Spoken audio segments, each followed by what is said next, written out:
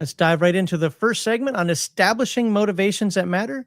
And we've got Phil the Thrill in the first chair today. By the way, Phil, when you do have a moment, if you can, actually, I guess I could just grab what Mr. Max put in chat there, or you can throw it in private chat. What link you want me to put for you? Oh, just the same one.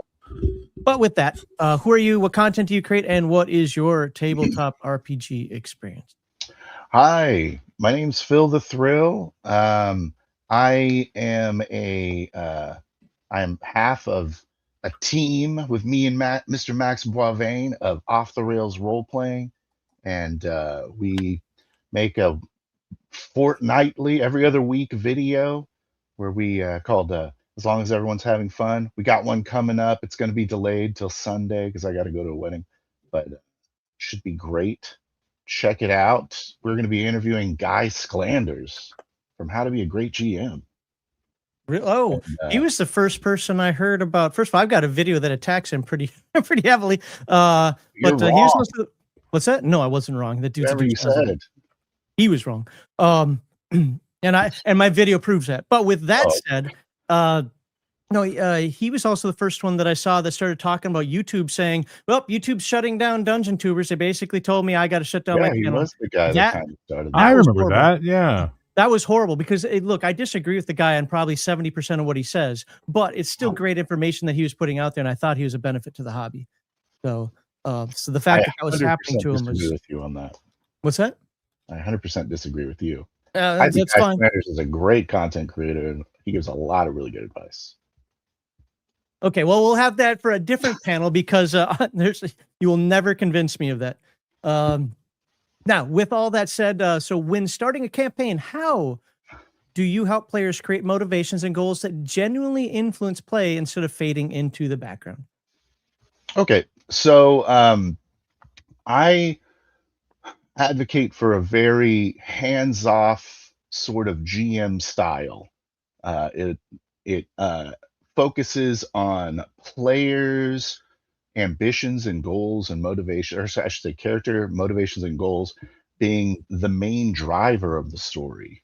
And so so typically what happens at the start of a campaign that I would recommend you do to GMs is have before the first session a session 0, and that's basically where character creation happens. But also while character creation is going on beforehand, have a round table that discusses a good premise of what type of game you want to play. Sometimes GMs have this prescribed game that they want to play going in, but oftentimes with me and my friends, like, we're all pretty good game masters, and so we don't even know who's going to GM when we meet up for a session. We just know we want to play a game, and I think that's a good way to approach it. So during session 0, you think, okay, well, what sort of game do we want to play? And then everything is collaborative.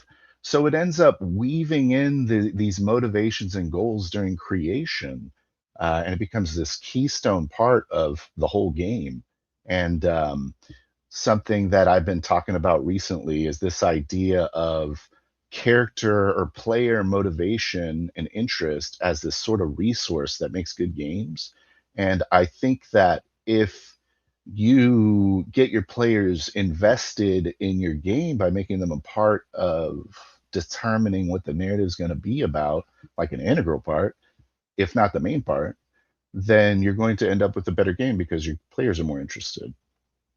I think a GM's role is more to provide the setting that allows for the players to act out their goals, as well as provide, like foils and different things that allow for character stories to happen. Whenever the main thing I like about movies and books and stuff, my favorite ones are always involving character development. I think really strong character development is important to any story. And so in my opinion, it should not be a back seat to whatever ambition the GM decides they want to have when they're starting the game. And that's my thoughts on it. It should be a very integral part of your plot. You guys want to jump in, or you want me to?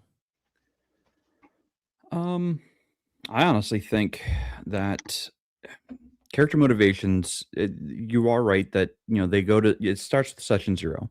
It starts with, querying your players into what kind of characters they wanna play, what they are expecting out of the world, what the world kind of expects out of them. But motivation, as far as, like, weaving them into the game, is only actionable if it, well, can be acted upon. Saying that, your character wants to be, I don't know, he's seeking revenge. Well, I mean, that's good. Like, okay, you're seeking revenge against the thing that gives me something to work with. But saying your character, misses their homeland, that's more atmospheric. It's not really something that's really actionable. They can always go home, but then what do they do after? Yeah. So And what yeah. go ahead. I was No, just go going to say that's an excellent point. A lot of goals and motivations get realized within the game. So when you're developing this premise, we're talking about just the start of a game. When you're developing this premise, having the goal of like, I miss my homeland. So it's kind of just the premise goal, right? It's like, I want to get back to my homeland. So we get that along the way. And then the GM kind of introduces, setting, foils, things like that, because you have a pretty good idea what sort of demeanor and nature, just wad terms, that the personality of your character as it develops, the players find their arc. But I want to talk about that more in a different segment. But I So totally I don't do listen. My feelings on session 0 is a whole other show at this point in time, so we won't get into that. But I'm a big fan of with a lot of my fantasy stuff. What I do is when their characters are being created, I say, okay, you're gonna have 3 goals. You have a short-term goal, a medium-term goal, and a long-term goal. And I'm going to tie your experience points to this as well. You'll get bonus experience points for completing or furthering these goals. And they're always like, well, I don't know what to do. I said, okay, look, here's the really simplest way to put it. My short-term goal, I want to get off this farm. My medium-term goal, I want to go become a starfighter pilot. My long-term goal, I want to get revenge on the guy who killed my dad. Halfway through the campaign, my long-term goal becomes, oops, I want to redeem my dad. You know what I mean? So like that keeps them focused. It gives them a reason. If you don't have a reason for being an adventurer beyond gold and I really like pooping in the woods, that's not a character anymore. That's just a mannequin you're using in a war game, right? And I know, I'm not a Bear, what fan you of that. already said was explicit, but implicit, but I want to make it totally explicit out there for folks. So what you're saying is that through the course of play, a character can grow to the point where those goals actually change. Well, yes, and once they achieve a short-term goal and they get the experience points for having closed off that goal, which is very minimal at the short term, they have to pick a new short-term goal. What's your new short-term goal that you're going to have now moving forward? You still have your medium and your long-term you're working. Once you close your medium, okay, well, now you got to come up with a new medium. Usually when the long-term goal, if it doesn't change from I need to revenge my dad to I need to redeem my dad, that character's pretty much done their story at that point in time. They've achieved what they needed to achieve. It's one of the reasons why for some people scouring of the Shire, they love it. And for other people, the book ends when Frodo throws the ring in the mountain into Mount Doom, right? It's just a difference of opinion at that point in time. I don't care what happens when you go home. That's not the interesting part to me. You can write me a blue book on that. You can sit down and write a whole thing of when I got home, my mother had dove, and then I went and I found Rosie, and we got married. We had 5 beautiful, fat little children. That's great. I'm not role playing that. But if some people like role playing that, well, then great. Now you've got a character who's gone through, succeeded in their long-term goal in life, and are now going home. Who are they? Now get into the Joseph Campbell, get into the heroic myth, and find out what that person is when they go home, I guess. But if you didn't show them at home at the start, it won't matter. If you didn't see what they came from to then know what they're returning to and as, it could be anything and it loses impact, it loses value. But as I've always said, I'm a dirty, filthy story gamer. So, I don't understand what I just you wanted to mean represent the by, internet for you. I'm sorry, Phil. Go ahead. I don't understand what you mean by you have to show them. Like, there's a lot of different ways you could show them, though, right? Like, as far as like you can do campfire talking stuff like that. Sure. They could describe it. Yeah. Sure. I'm just making sure you're not saying like they have to start at the home before coming However back. you want to do it, home. just so we have a sense of where they came from if we're going to return to it at the end. It's nice to know the differences, right? That's why the Scouring of the Shire was so important in the books, because we left bucolic, beautiful, amazing Shire and return to industrialized, burned, mechanical Shire, and it has to be saved at that point. So it's a shock for the reader to sort of switch their gears. Well, the same thing can be said in TV, movies, role-playing games, songs, you name it. If you're going to go back with either a changed perspective on what you're going back to, or go back to a changed thing that your new perspective now has to deal with. Okay. You know, I've got several more Okay. role play intensive players who just absolutely love writing backstories, and I don't stop them from writing backstories. You know, that gives me more to work with. You know, you want to give me a 10-page essay on your character's backstory? Okay, cool. I'll read through it, but I'm also going to be pulling stuff from it. I'm going to be like tearing it apart, trying to figure out like, okay, who's your your antagonists of your story. You know, what is their motivations? Why are they your antagonist? What kind of obstacles do they present to you? And for the characters, or for the players rather, who don't want to write a backstory, that's fine too. But you better expect me to give my best Tim impersonation from Holy Grail to go, what does your character want? What does your character fear will happen if they fail to acquire whatever that goal is? And what is your character actively doing to achieve said goal? Sure. And then I'm going to take those elements that they give me, and I'm going to start weaving it into the grander world around them. Yeah, but the worst is when you get a. Sorry, go ahead, Phil. Nope. You came to the conversation going. Go ahead. So like for me, you get that one. I had a player one time, annoyed the living hell out of me. He writes me a 2-page backstory as a Star Trek game on the world he came from and his family and all this stuff, and then hands me and goes, "But you can't use any of it in the game." Well, then I literally handed it back to him. Well, then I'm not fucking reading it. And I was like, there was that blunt with him. I'm like, if I can't use this as source material to involve your character and engage them, if I'm just supposed to read it and go, "Good job, buddy," like this is a waste of my time. Not happening. And you don't tell me as the DM or GM what the hell I'm going to use in my game. Well, and the funny thing is in that campaign, like 12 sessions, 13 sessions in, I had his mother show up, and he rage quit the game. He threw a hissy fit and left the game, and I'm like, all right, bye. So, well, he gave you his rule, Bear. Come on. Yeah, and I broke it. I skull frigged it. So, Phil, starting with you on this one, because you are it's your question. Yep. What concrete questions would you ask a player to turn vague concepts into clear character motivations that actually fit whatever you guys are trying to build at the table, campaign, adventure, whatever?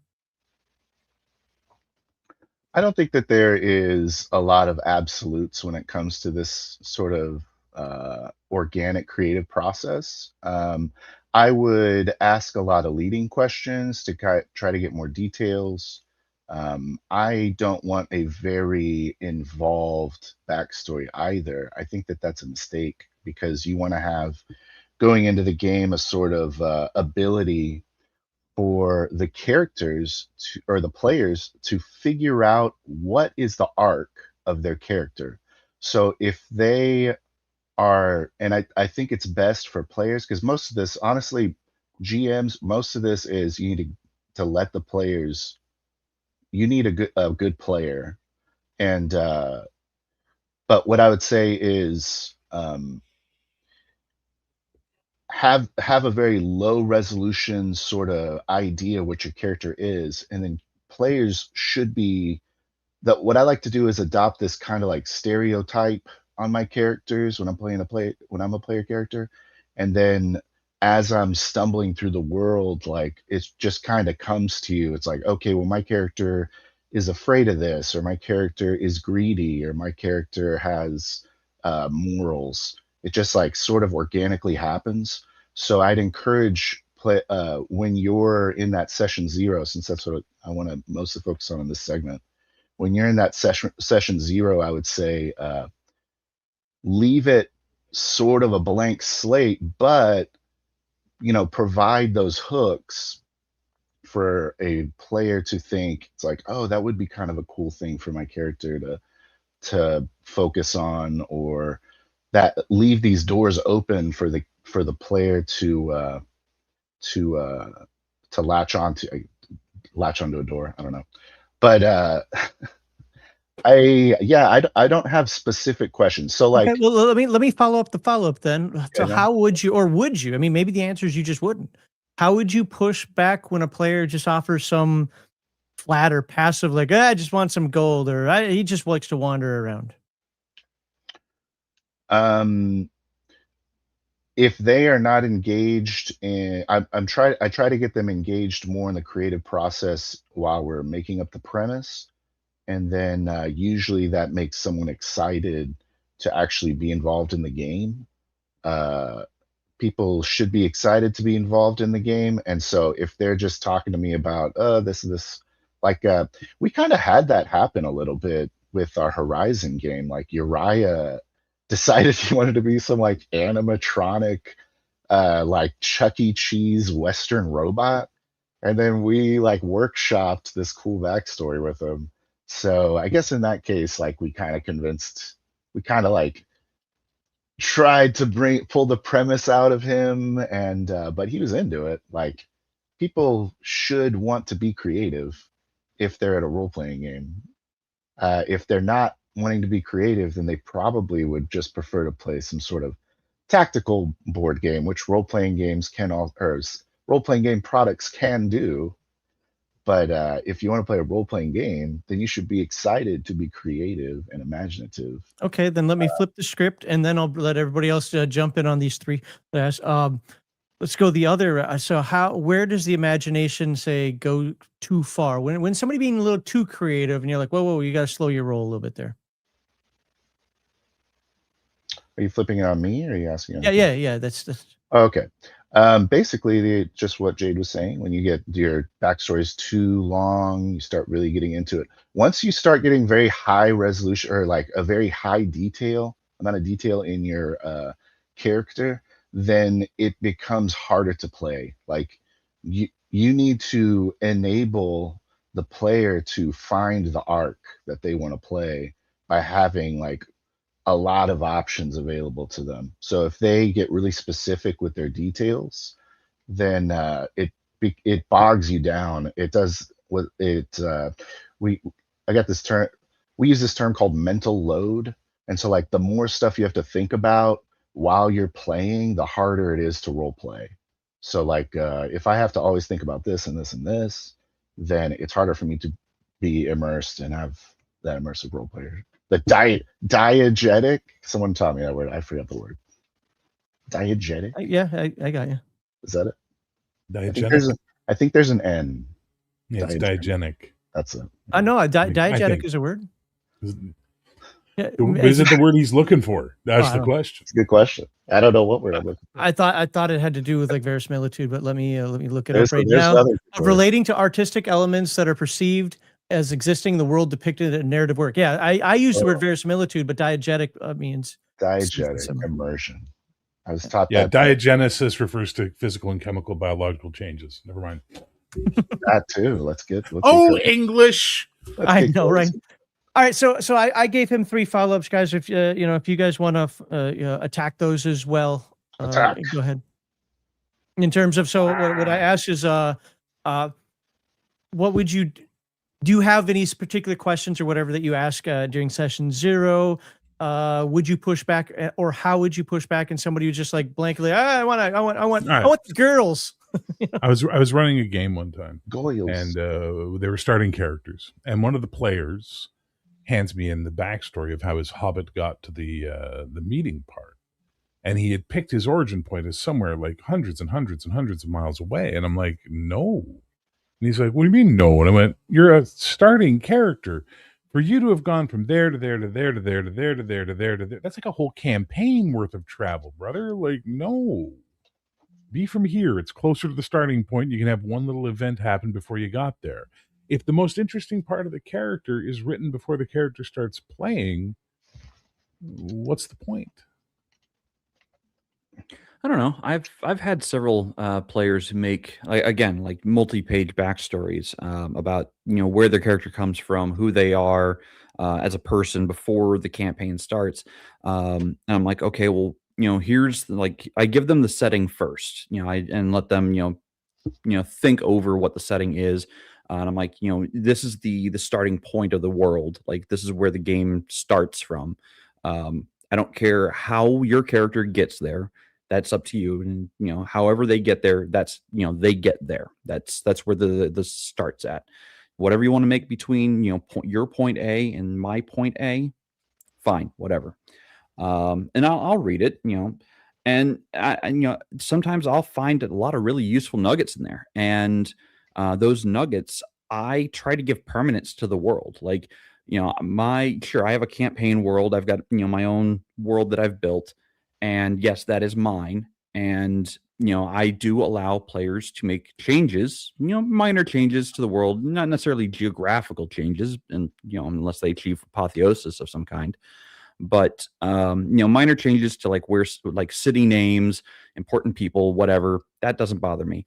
Because at the end of the day, like, that stuff is background, that's dressing to the the story that's going to eventually take place. So when someone gives me something like a group of people or a faction, I kind of give it permanence in the world, and then I kind of expand it from there, and I keep notes on what that expansion is and what that permanence is, so I can recall it later and use it in the game and tie it to something that's actually important to something else that might be going on. So that's, me kind of paying homage to, like, okay, you gave me something to work with. Here it is in front of you. I have tied it into the world. Your character is part of this world. This is your character's relevance here. Like, everything that's dealing with this is tied to your character intrinsically. It can be a place, it can be a person, it can be it could be a concrete problem that's like an actual problem that's part of the world itself, like, ingrained in part of the world that they're trying to figure out, like, hey, why is nobody else, seeing this problem in the world? And I'll take it and I'll run with it and I'll see where it goes, because I'm going to be putting it on one of the many, many timelines of adversaries that are going to be against the players, because I don't have just one adversary. I've got so many adversaries, so many factions in the world working for their own goals and purposes, because the players aren't the only, individuals with goals. My adversaries, my forces, working on the world, have goals too. And it's up to the players to either choose to align with or not align with and interrupt the goals of the things that are going on in the world. Because that, to me, is where the grander story happens. That's where, the rubber meets the road, as where the story goes next. Do you align with the Thieves Guild? Do you align with the church? Okay, let's get going in that direction. Let's see what happens. Yeah, no, to behoove those in the chat who think we use too many big words, allow me to say, me run game, player come roll dice, monster die. Oh, like, I don't get this, like, we're using too many big words. What if monster not die? Then monster immortal. Oh, live long time. I was going to say, I wanted to say to Jade, like, the whole thing you said, this setting is just the background. You let them change the city name. Not in my game, buddy. Like, I put a lot of work into the world because the world is a living part of the game. I take that cue from Tolkien. I take that cue from Martin. I take that cue from a lot of the writers who invest time in creating something that is meant to be experienced because of what it is. For me, if the world doesn't matter, then my character doesn't matter and the game doesn't matter. The world has to matter for me. And ultimately, at the end of the... I don't think I'm saying that the world doesn't matter so much as... No, but you did say it was a background element. It's not a background element in my world. Max found out when he played in the Codex Albana game. The world mattered. How you interacted with the world mattered. What you did in the world mattered. Stupid world getting in the way. Getting in the way of my fun. But the thing is that when you have that kind of stuff happening, players invest, because they start to recognize the patterns. They start to know what this means. The first time they meet, like in my world, they meet a Beshite trader. They know nothing about him. And then after they get screwed over in the deal, the next city that they're in, they see Beshites. They're immediately like, ooh, Beshites. You know what I mean? Like, right away, they get a little worried. They're a little nervous. So things like that have to matter. Otherwise, they're just steamrolling, like, main character syndrome through your world. And I don't run games where I want them to be I want them to earn their main character status. I want them to make the enemies. I want them to achieve the great goals. That's why I don't want them to do a 6-month journey of adventure before they start the game, right? That's just a personal choice.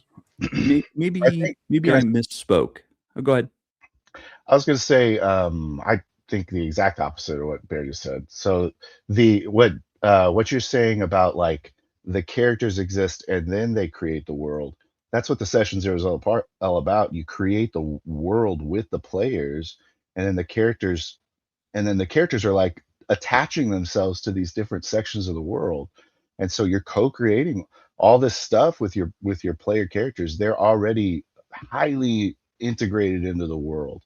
And the where it falls apart, Bear, is you're comparing role-playing games to novels. No, And I'm they're not, and totally- I take offense at that concept that Well, people let me who finish my design their point worlds before you get accused start- of writing novels. start your That's the screaming. thing. Finish my I'm point. not screaming. You want me to start a screed? I'll screed, buddy. But all I'm doing is taking offense to the word that you're I referring to don't as a want you novel. to, It's is what I'm not. saying.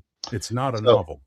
Okay, it's not. I agree. But when you Okay. compare, all you're comparing it to is these authors about like Tolkien and all this stuff. It's multiple authors. The point of role playing game is to you're collectively making this world. You're collectively creating a story, I disagree. and people are not going to be interested.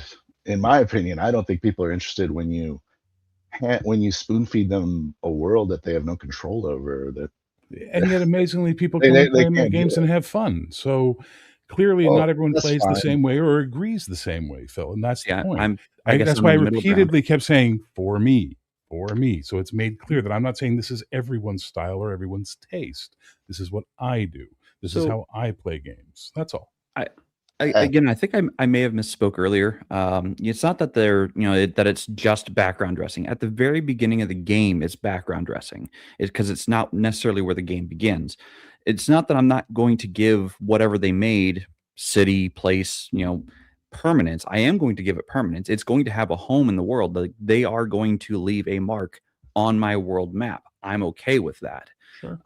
Because the world, as much as it is mine, it's also the world my players are in. And if they can't leave a permanent mark somewhere on the world, I find that a lot of my more role play heavy players get disinterested very quickly, and they devolve into murder hobos very quickly after that. Yes. So allowing players to leave marks on the world, even in like you give them an open map and say, these are like the major cities that are in this area. These cannot change. Those are stagnant points, fixed points in time, fixed points on the map.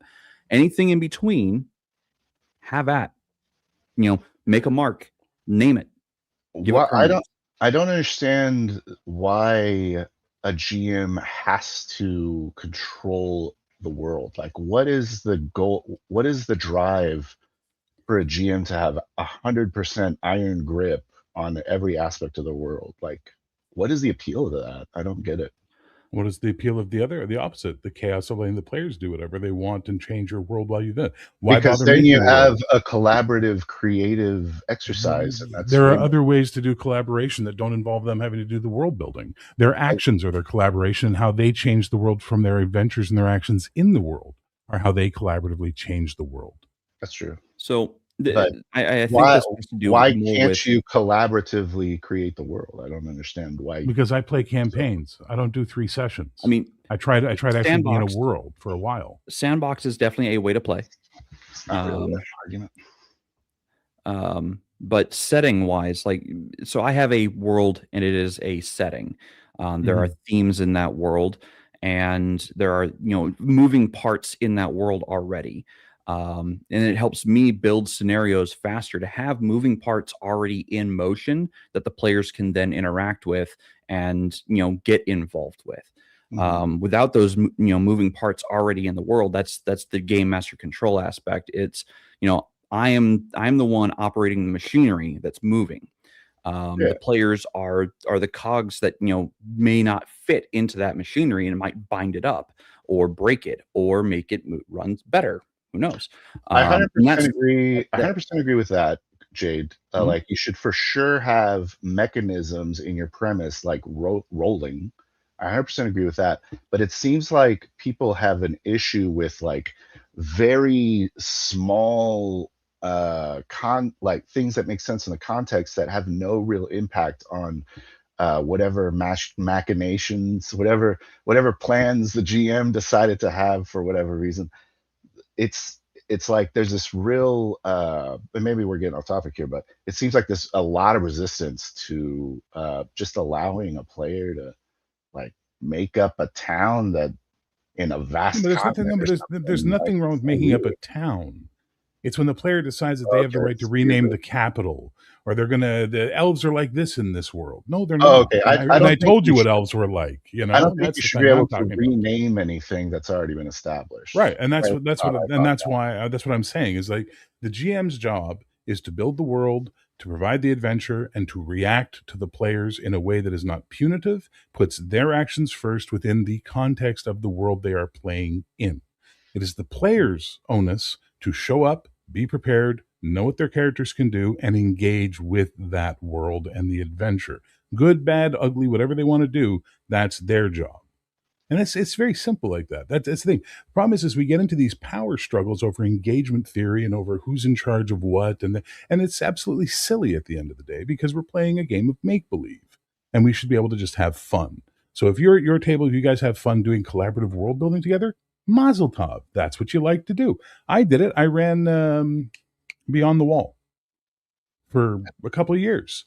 And there was some great stuff when they did Beyond the Wall and the Further Afield, where okay, now here's a map, and now you can have the players create stuff and have adventures and dungeons and things. It was fun. It was a super good time.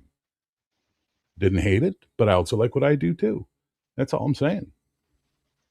Okay. There's a mentality with a lot of the OSR I've noticed, and I don't see it so much with the new players, but the OSR, that if you have any level beyond there's a town, there's a dungeon, there you go, you're writing a novel now, and why don't you just go write your novel instead of wasting your players' times?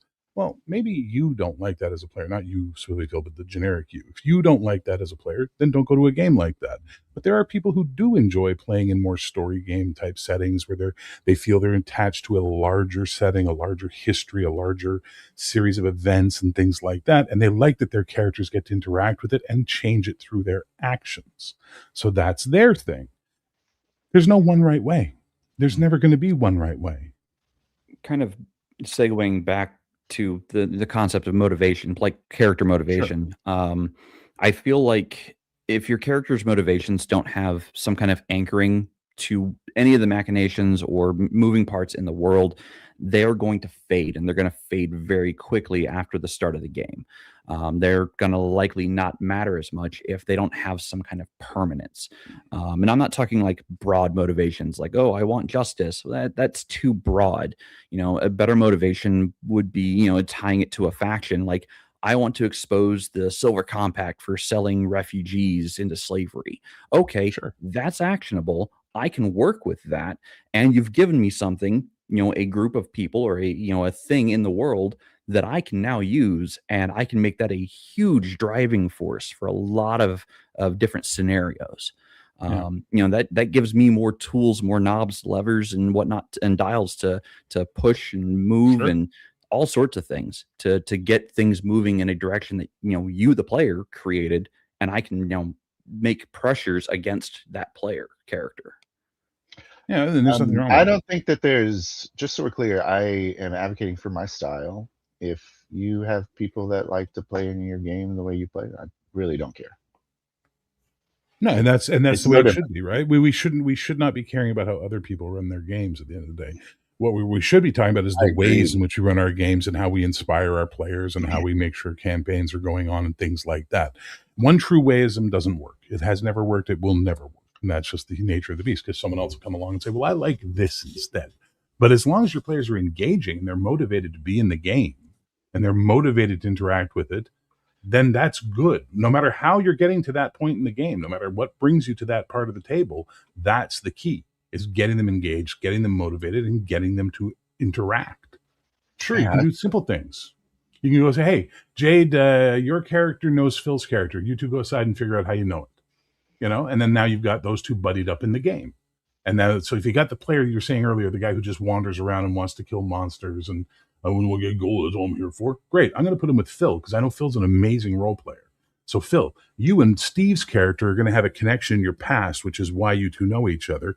You two figure it out. Come back to me with what it is. And now Phil, as a good role player, is going to be going, hey, Grundar, remember when we were in, Tannisport and we got drunk and we saw those dancing girls who turned out to be dancing boys? Ah, ha, ha, ha, ha. What I'm going to You say know? is get your damn hands off my character there. No, I'm not on your character. I'm saying you two are going to know each other. Make your characters. My backstory. What are you talking about? No, I didn't. I said you and his characters know each other. When you're making characters, backstory. figure out how you know each other. And if you're not willing to be a player who's going to play with the rest of I'm the not. table because of your sacrosanct background, then my table's not for you. That's fine. You can be elitist Yeah, if you want. it's not elitist. It's just you're not going to have fun. I'm not and allowed everyone at keep their coming. table. It's fine. And I didn't say that. I said my table's not for you. You I want to won't talk have about fun at my motivations table. more. That's what we're talking about right now. We are going to get back into that in just a moment. Okay. One of the things that because we're getting ready to, I think, move on over to segment 2. I did want you guys to have the discussion. The idea here for this, and whether Phil is promoting his way or Bear's promoting his way, Jay's talking about his experiences, whatever, is for the folks out there who watch later to pull something from what you guys have experienced, your style, your experience, whatever. That's the whole idea for this, is to, when somebody watches this video next week, next month, next year, it's like, what is it that Phil is trying to sell here? What is it that Bear is trying to sell here? What is that experience that Jade had that that I can utilize and come up with my own distinction? So I love the differences, but let's always keep in mind the idea that we're trying to express them so that other people can kind of pick up what you're selling and say, is that good for my table? We are still in the we are still in the first segment. Yeah, that's why I didn't want to respond to Jade's faction point. Okay, go ahead. No, I'm saying I want to do that in segment 2 because that's what. Okay. So all right. So is there anything in terms of session 0, setting up the motivations, kind of before you're all laid out at the table here and you start that you guys have left on the table, so to speak, that you want to get off your chest, or are we ready to maybe move into segment 2? I would say, character motivations shouldn't exist just to make your character interesting. They should exist to generate choices under pressure. Sure. To me, this is where role play lives. Backstories explain, who your character, is and was before the campaign started, and motivation determines where your character, and what your character does and where they go from the starting point. I just want to say this is very much a good player issue, and what a good player should do is, we're talking about session 0, have a motivation, have a goal, but get ready to throw it in the trash at second 1, because something's going to happen in the game and you need to be able to react to that game, and you need to open yourself up as a player to having an arc. So that's going to happen during the game. The change of your character happens during the game, and the GM should allow for players to change up what they're doing. It should allow the players to participate in the creation during session 0, 100%. Okay. All right. Well, folks out there, don't forget to like this video and subscribe to all the panelist channels. Your support helps keep the conversation going and reach more tabletop RPG fans. I'm also going to put a call out there. If you know anybody that you think would be good for one of these panelists, there are some rules, but if you think it would be good for one of these panelists, another content creator out there, somebody who's just glib, like an edutane, I think that was the word I used to use, please send them over to the Game Master Insight Discord. And I really want these panels to be more diverse. We had, today would have been the perfect diversity day, and we'll talk about that in the segment 3. But unfortunately, we got Bear again. I'm sorry. I'm so sorry. I'm sorry that you actually saved the show from crashing today, right? Anyway, I'm so sorry. I apologize. But All right, so coming up soon in segment 2, our panelists will discuss weaving motivations into adventure design. Now, the word adventure design for this isn't focused on just writing module. It's whatever concept that the panelist wants to take in terms of how they run a session, how they run a campaign, how they run whatever. Just I picked the word adventure design because I think it's something we could all visualize. However, before we do that, let's hit up some of these super chats. And DM James has apparently got some money today. DM James, oh, I'm sorry, Czar James the First. I guess I can't call you DM James anymore. You promoted yourself, sir. Well, look at this collection of morose MFers over here. You guys look like someone stole your favorite Funko Pop, you nerds. I don't know if that's a mall or is that Clerks? Is that a Clerks reference? I don't know. Maybe. I don't know if it's any reference. It might be, but either That's way, I think the morose motherfuckers is. Yeah, I think that's it. MFers, sir, MFers. I apologize. But thank you for the $10. I don't think anybody I think we were all just sitting and thinking about what everybody was saying. That's the story I'm going with. Either that or they were, playing a game on another screen and not telling me, like, what my turn? Someone literally stole my Funko Pops, actually. Oh. And I'm sad. I've never had a Funko Pop. I know what they are. I just never had one. DM James for another $10. I hope Max isn't mad at me for saying I like his wife more than him. She's much cooler, in my opinion. I wasn't mad. I was just such an off-the-wall comment in my Discord and such a weird channel that I was like, is he drunk? And if you saw my response, I said, yeah, me too. So, I mean, there we go. I don't know if you saw my response to that, but I was like, yeah, me too. I think my wife is kind of cool. Yeah. But thank you for another $10. Moving on here. He gives another $5. Dear God, please let Max still be married, or I'm going to feel like a jerk and go cry in my game room. Can I just tell you no, just so you do that anyway? There's no crying in game rooms. That's not allowed. Okay, Tom Hanks. Crying is a free action. Crying is a free action.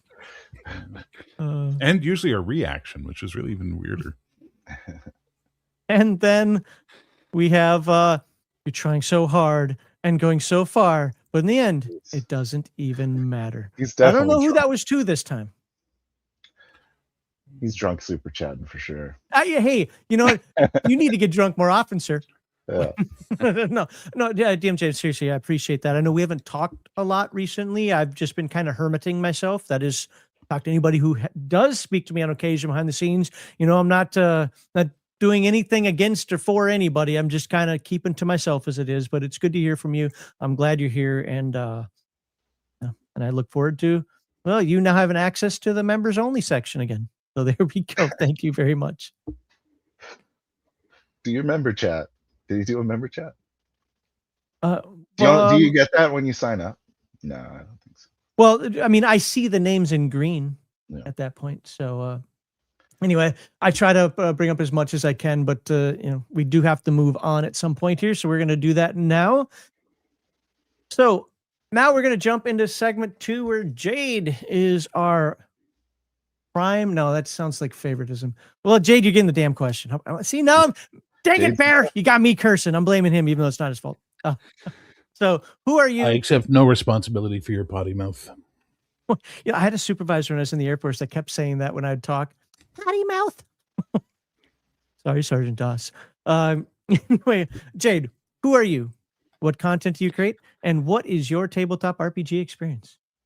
So I'm Jade, and I've been off YouTube for a while. A lot of life stuff came up, so I had to kind of put YouTube off to the side. I'm still interested in doing it. I just haven't, sat down in front of the camera to record anything. But I used to run a show called Gatekeepers, and Gatekeepers was a lot like Game Master Insight. The name was purposefully a misnomer, because people wanted to accuse us of being gatekeepers of the hobby, and I'm like, well, no, we are the gatekeepers of knowledge. Come to us, and we will open the doors and give you what we have. Granted, the show didn't start like that, but that's beside the point. But yeah, so it's not something. The show I'm not going to probably pick up again. I'll probably end up doing single videos instead of group videos going forward when I find the time to get behind the camera. But yeah, so that's kind of who I am and what I've done. You can still find all those videos on YouTube. I haven't made them private, not until I absolutely have to. Anyway. All right. So, Well, with that, your question's a little shorter. You actually got a short question, which is unusual for me because I like to bloviate on these things. So, but how do you see if I can integrate ruminate. character? What's that? I'll see if I can ruminate on the question. Okay. How do you integrate character Indeed. motivations into exploration, conflict, and faction play without hijacking the entire campaign for one character? And I want to be very clear here. I know I send the questions out to the folks first, but when I do things like that, exploration, conflict, and faction play, I'm really just trying to get the brain juices flowing. They don't just have to settle in on those three aspects. So, but Jade, So- since I know you already know what the Yeah. question is. Go ahead.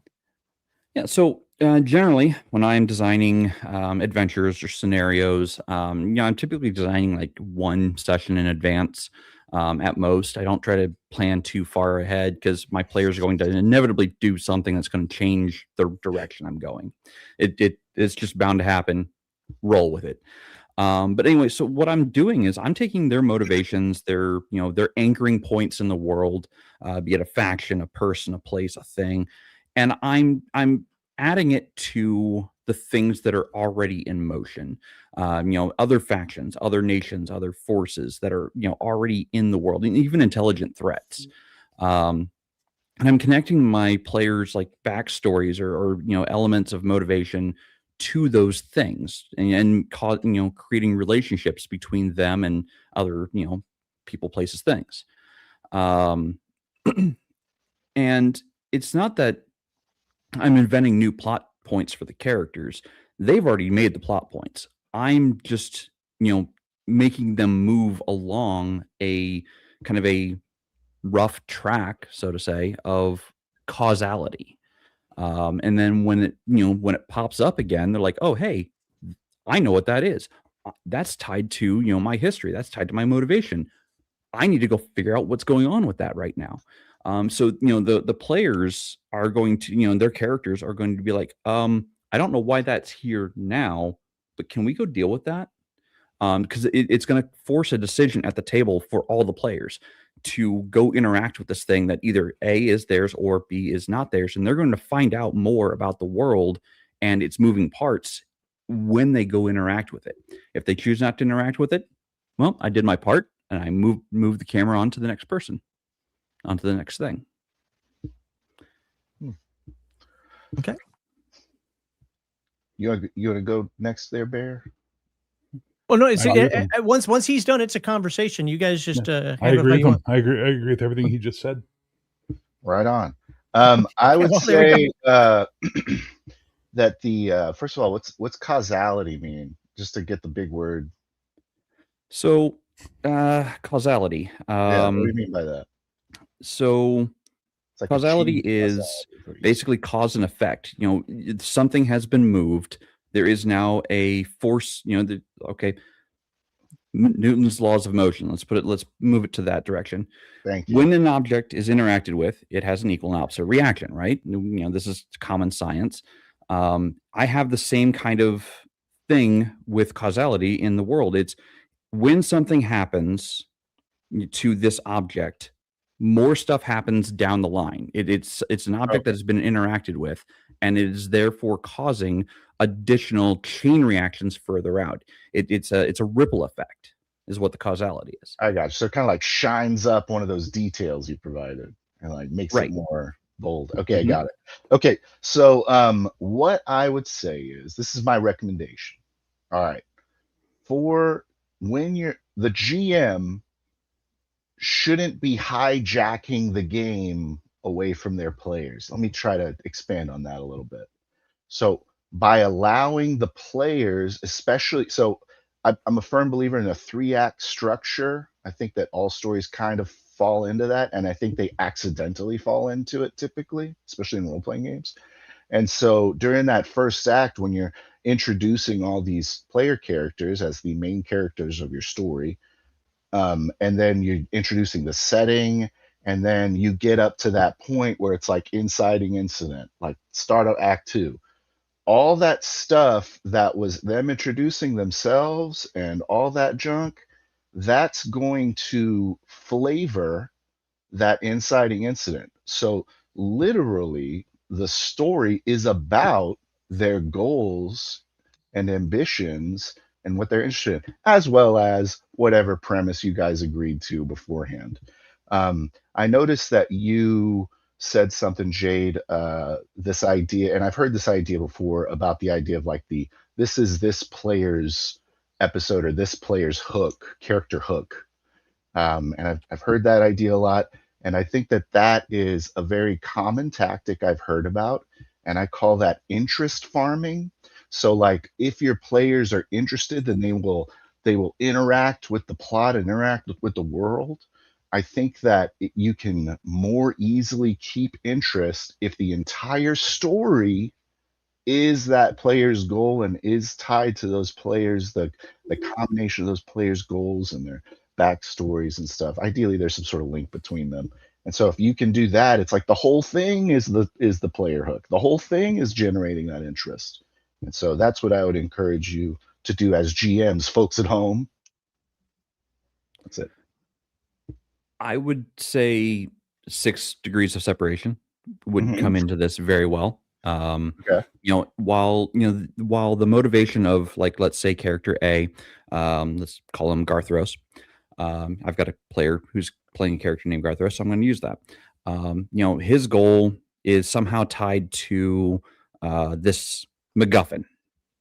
So he knows what the MacGuffin is. So he's going to be the character is going to be invested in that MacGuffin and what's going to happen to it. However, that MacGuffin also happens to be tied in a relationship to a faction that player B, let's call them Densetsu. Densetsu is like, hey, common name. Densetsu. That faction, yeah, I am completely opposed against. I want to see their absolute ruin, and they want that MacGuffin.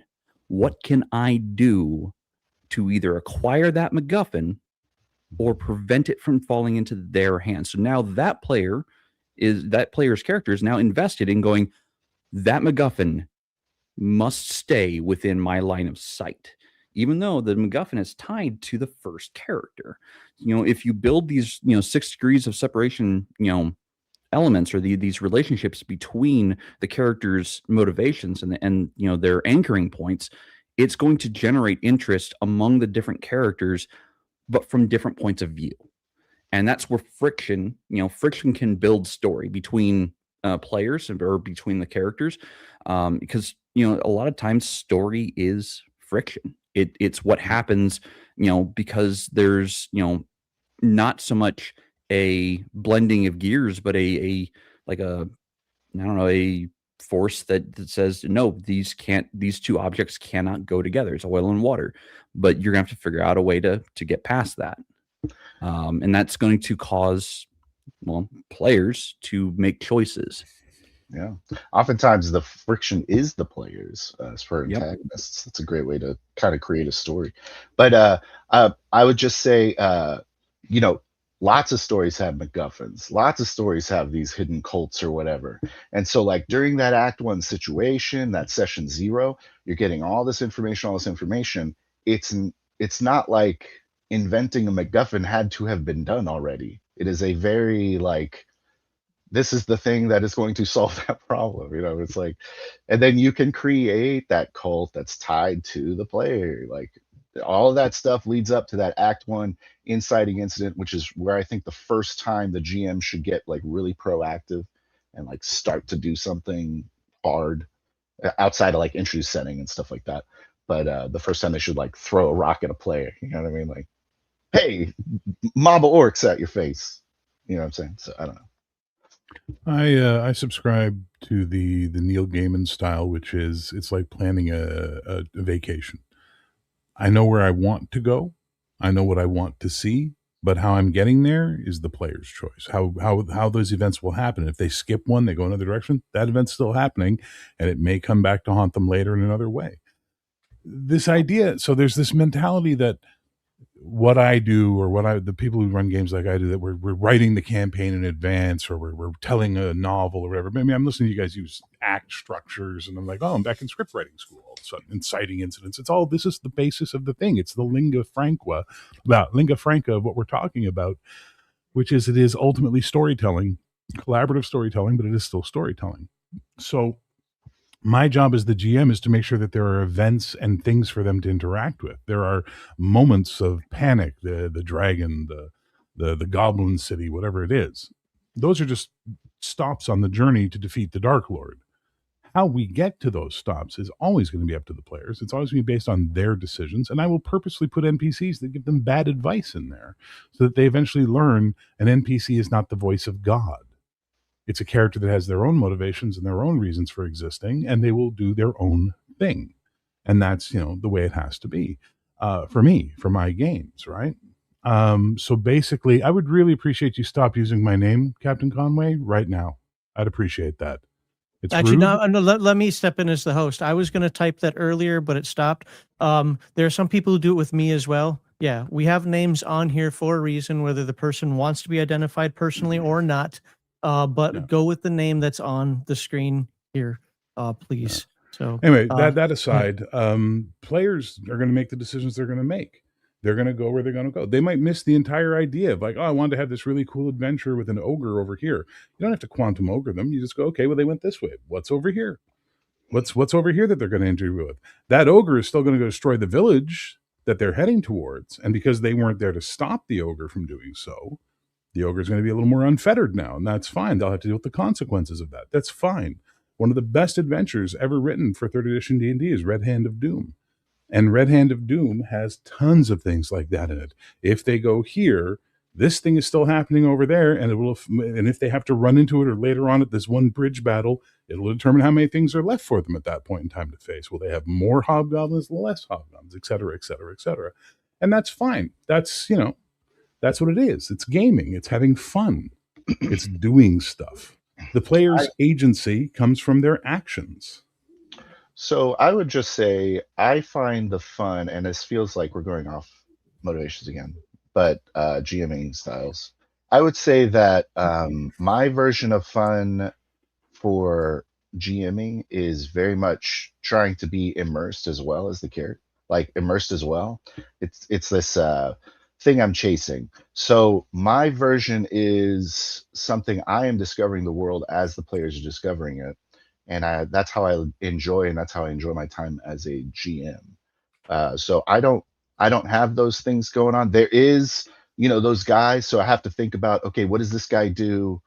Like I like the big antagonist that wants something badly and is having trouble getting it. As a shout out to Guy Sklanders. But you have that gear is turning all the time. You have other gears, so everyone's got motivations, and so but that's the thing. The story points that they're going to encounter will provide motivations. I'm not talking about GMing style. I'm talking about a GMing style that then imparts motivation. So the first time they go, like stepping stones, the stepping stones style, these are just, they can go any way, and then they can go any way they want, but then they're going to see that their choices have consequences, and that will provide them motivation to think about their choices in the future. To go, last time, guys, we went and we took this side quest. We went off and we went to the temple of the Silver Princess, and that ogre really messed up, Riverside. So maybe we need to think about running off into this thing again and maybe look at what we're dealing with and get a better idea. It's going to cause them to make choices, and it's very good. That helps them motivate. Yeah. As long as they know about it. Yeah, well, yeah. But they have to find out about it. That's the thing. It has to be revealed to them. It can't be, well, while you were over at the temple, the ogre ate the princess. Like, no, that doesn't work. They have to find out about it through play. Yeah. They have to, and then that'll be, their characters have to then, if they're good role players, they're going to go, our choices led to this. Maybe we need to make better choices about what we're doing, right? And think things through. And that's a motivation. I guess my question then would be, what is the stone on the ogre? So is the stone, an ogre is going to attack a village? Like, is that the stone? Or is the stone, you are going to encounter an ogre? No, that's quantum ogre. Okay. I will totally quantum ogre, and I don't care what anybody thinks about it. I just had to. I agree with what you're saying, Bear. I'm not a quantum ogre guy. There are certain things I might. I like the big gears like Jade has described and like you're describing. Yeah, I will foreshadow things like that happening. Like, they hear of an army marching towards a small village, towards a larger city eventually. But there's a small village that the party is aware of along the way of this large army. So they have a choice to make. They can either get involved and try to sack the army supply lines. They can try to evacuate the village. They can do anything they want, really. But if they choose not to actively get involved with either the sacking of, prevention of sacking the village, or protecting the town, if they choose not to ignore it altogether and just go a different direction, that town burns. That town is gone when they come back. It is not on the map anymore. Yeah. But if they do choose to get involved, I don't know what happens. What happens is what happens at the table. They might die saving the town. But this is Right. where we can talk about what Phil was talking about earlier. Now let's say the town is Jade's character's hometown that he invented for the backstory. So his character really excited about going to his hometown, but then the other players insist on going off to the Temple of the Silver Princess, and then the ogre destroys his hometown. Now you're setting up the wheels for that friction you were talking about between the players. Because is Jade's character going to start blaming them for the death of everyone he knew, or all this other thing? Like, what's going to happen? That's going to create pathos. That's going to create drama, and that's going to motivate the players even more at that point in time. And that's the kind of the key of story gaming, is that it's not telling them what to do. That's everyone's mistake, is they think story gaming is railroad. Railroad is railroad. Story gaming is just letting the characters exist in the world that has verisimilitude and has events that happen, and their choices can or cannot, or may even make things worse. But wait, at least are you their choices accusing are me of having being effect. a story gamer? You are. Yeah, I guess I'm a story gamer. And there's nothing wrong with that. The problem is it got a bad name, and the bad name hung like a stink over it, right? Which is why I hold call on it to it. 4D. Let's see how that goes. But yeah, I mean, I will forecast, like I said, I will, foretell the things. Like, they get all the big picture information. They get all the wheels moving, in the background. They get to see things happening because, through either rumors, through, actually actively observing it, or through secondhand knowledge, or what have you, of things happening in the world around them. And then they have to make choices what they go get in, or go interact with. Now, if it's tied to a character's motivation, that character is going to want to get involved. As Bear made the example, like, if my character, his hometown is in the path of this army, my characters can be like, guys, we have to go evacuate my town or protect my hometown, please. I'm looking for those kinds of interactions with my characters or with my players interacting with each other. Because, as the game master, you're damn right. I am going to put your character's loved ones in extreme danger often. I started a campaign one time, the inciting incident, bringing everybody together. There was a campaign. There was a plot I had, like, this is the quest they're going to wind up on. It's going to be given to them by this NPC. It'll be really interesting. Okay. But the first event that gets them together was a bounty hunter shows up in the tavern talking about how this ogre that he was transporting, or this evil cleric that he was transporting, had summoned an ogre, and the ogre destroyed his men. And is there any volunteers who will help me come get this evil guy and put him, to justice? And they jumped on that like stink on poop. They were like, oh yeah. And then they basically went through that little mini adventure that was just meant to be a little, hey, here's some stuff, get used to your characters and have some fun. And when they got to the end, the evil cleric teleported out. And then that became the focus of the campaign for them, was getting revenge. We got to get this guy. So the entire campaign just went, well, we're going over here now. And then the whole thing was them going through towns and getting to the city where they knew his lair was and all this kind of stuff. And then my favorite moment in that entire campaign was when they finally came face to face, and they're like, aha, Zarek, now finally you will taste justice. And he just went, do I know you? Who are you people? And they're like, we almost had you back at Chateau Frontière. And he's like, oh, you're those guys? Oh. Okay, well, why are you doing this? They felt for a moment silly, but then they doubled down. They attacked them. But the thing is that was none of my doing. That was them taking something and using it and running, fully motivated, fully invested, and I ran with it. Why not? Why wouldn't I? Because it's what they want to do, and it looks interesting. And how can I make a more interesting story out of their choices? Once you have that, once you have a GM who is working with the player's choices, no matter how absurd they might be or how off the rails they might be or whatever you want to call it, that's going to motivate them because they're going to be seeing the story progress based on what they do, and that will motivate them to keep going, in my opinion. I agree. All right, is that are we good on that one? Let me see. I'm gonna look through my follow-ups real quickly here, and just to see if there's anything that can poke a little more, or if we're ready to go to the third. I think you guys at least said a Almost lot. looking for minutes. Oh, you know, actually, I'm gonna use this one because of Bears right now. This question's for Jade because it's still Jade's segment, but I'm going to ask this because of what Bear just said. So, what techniques help you tie multiple characters' goals into one dungeon, mission, adventure, conflict, scenario, whatever term you want to use that works for you?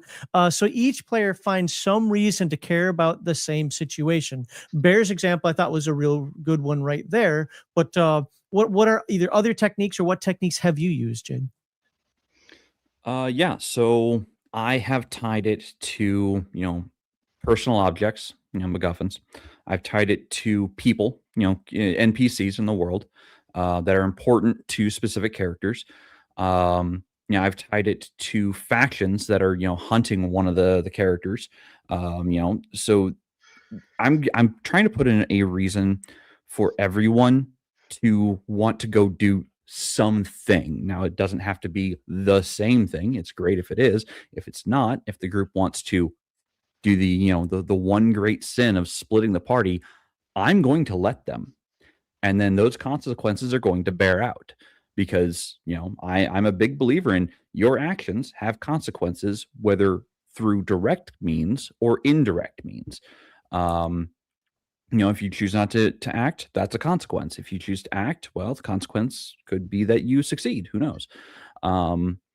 But I'm using that, like, again, that 6 degrees of separation to basically intrinsically tie all the characters, their motivations, their backstories, their interests to things in the world that all have, they're all part of the same cogwork, the same, grand machine that is all moving towards in a direction. What that direction is ultimately, I don't necessarily know because that part's not written. I don't really, I don't write the endings. I write the scenarios. I put things in danger. I put things, up for stakes, and it's up to the players of how they interact with those dangers, those, what's at stake that causes them to, well, act upon the world. But I think the grander thing here is when the players act, whatever is observing them, whatever is against them or for them, they remember the character's actions. And this is, I think, the most important thing is whatever factions, whatever NPCs or forces you have in the world that observe the characters will remember the character's actions. You have a character who talks back to a king, the court is going to remember how insolent that character was. A character burns an orphanage to the ground, saying, oh, well, they're not sick anymore. The town is going to remember that. And they are not going to be friendly the next time you meet them. So, not just what the players are doing, but the world has to remember what the players have done. And it gives, what the characters have done permanence. It makes a permanent scar on the world, and the world remembers everything. Yeah. Mhm. The reason why everyone wants to go together is because they are tied together in some sort of they have relationships with each other, and they have shared goals a lot of the time. Um, if you try it the style I'm describing, then the major story is going to have a trickle down effect to every one of the players. And if not them, then someone they care about, which is the other player character, is going to be going along with them ideally. If they're role playing, if they're like, yeah, whatever, I want to get gold instead of help you save your sister, then like, okay, why are you in my party? Like, why are we hanging out? You know what I mean? So like, if it makes sense that they separate because one of them's greedy and the other one like doesn't really care about the other one, then they separate and come up with a different character, I guess. I don't mind if the story makes sense. I don't mind people making different characters. So if they want to separate off. The style that y'all are talking about, typically when I would play these games, it's just kind of part of the social contract where you don't separate the party and you come up with a reason on your own to join your party members. Like it's kind of like your job. So once again, it kind of falls on the players to not be an a-hole, you know. Sorry, I'm also typing in chat here. Okay. So I will say, the campaign I just started just about a year ago now. It's my Bronze Age setting for Index Card RPG. Completely homebrew setting. All the moving parts in the world are, created by me. But the players, had their characters and they chose like the starting town. They chose their starting tribe of people. And at first they were all from, 4 characters from the same tribe. They all had the same motivation. The inciting incident, as you would say, is that a stranger showed up, demanded something, in the middle of the night. They all woke up to the scent of smoke in their nose, and the stranger strangling their matron, their leader of the tribe. Ultimately, the character died, and the village burned to the ground. So now, everyone's motivation, whatever it was before, it can still be that, but now they have to find a new home. They have to make a new home. But winter is still in progress. They are still kind of exposed to the elements. They have to likely pick up and move somewhere else. So they chose the next closest civilization. They chose, a rival tribe to go to. With this brings in 2 other characters. So now I've got 4 characters from one tribe and 2 characters from another tribe that don't blend well. They just don't. Like the 2 tribes absolutely hate each other. But, the 4 from, representing the tribe of people who just lost their home, they need a place. They need, sanctuary. And so they go to a town that they think might be amenable to them. And it was for a time. So then everyone's goal at that point shifted to, we must find a new home. And the 2 characters from the rival tribe are like, we will lead you to a safe haven where you can build a new home. And that's what the goal has been for the last year in game. So they've been working year out of game, like 6 months in game. So they've been working towards a common goal of building this town, this refugee from a refugee camp to actual town. So it's kind of kingmaker. It's kingdom building in a way. Now the 2 characters who are from the rival tribe, at least one of them is being recalled home. He is the heir to the tribe. He must perform his duties as heir, and he has to go through the succession rites. He can refuse. The character can absolutely refuse and give up the throne. That's fine by me. It just shifts like what happens in the mountains at that point. But all the characters, all the characters right now are focused on building a new home, and that's what their motivation is. But there are other things going on in the world. They're like, hey, we need to get involved with that. Well, why? Because something bad's happening to the next town. That next town burned. We need to investigate why. Oh, hey, it's got the same story as their story, where their village burnt down because of a stranger showing up. And they're starting to see pieces of that world come in, and they're being able to like see the grander picture of moving parts. And like, oh, we need to throw a spanner in this works somewhere. We just don't know where yet. So for sure that's what I was talking about in the previous segment.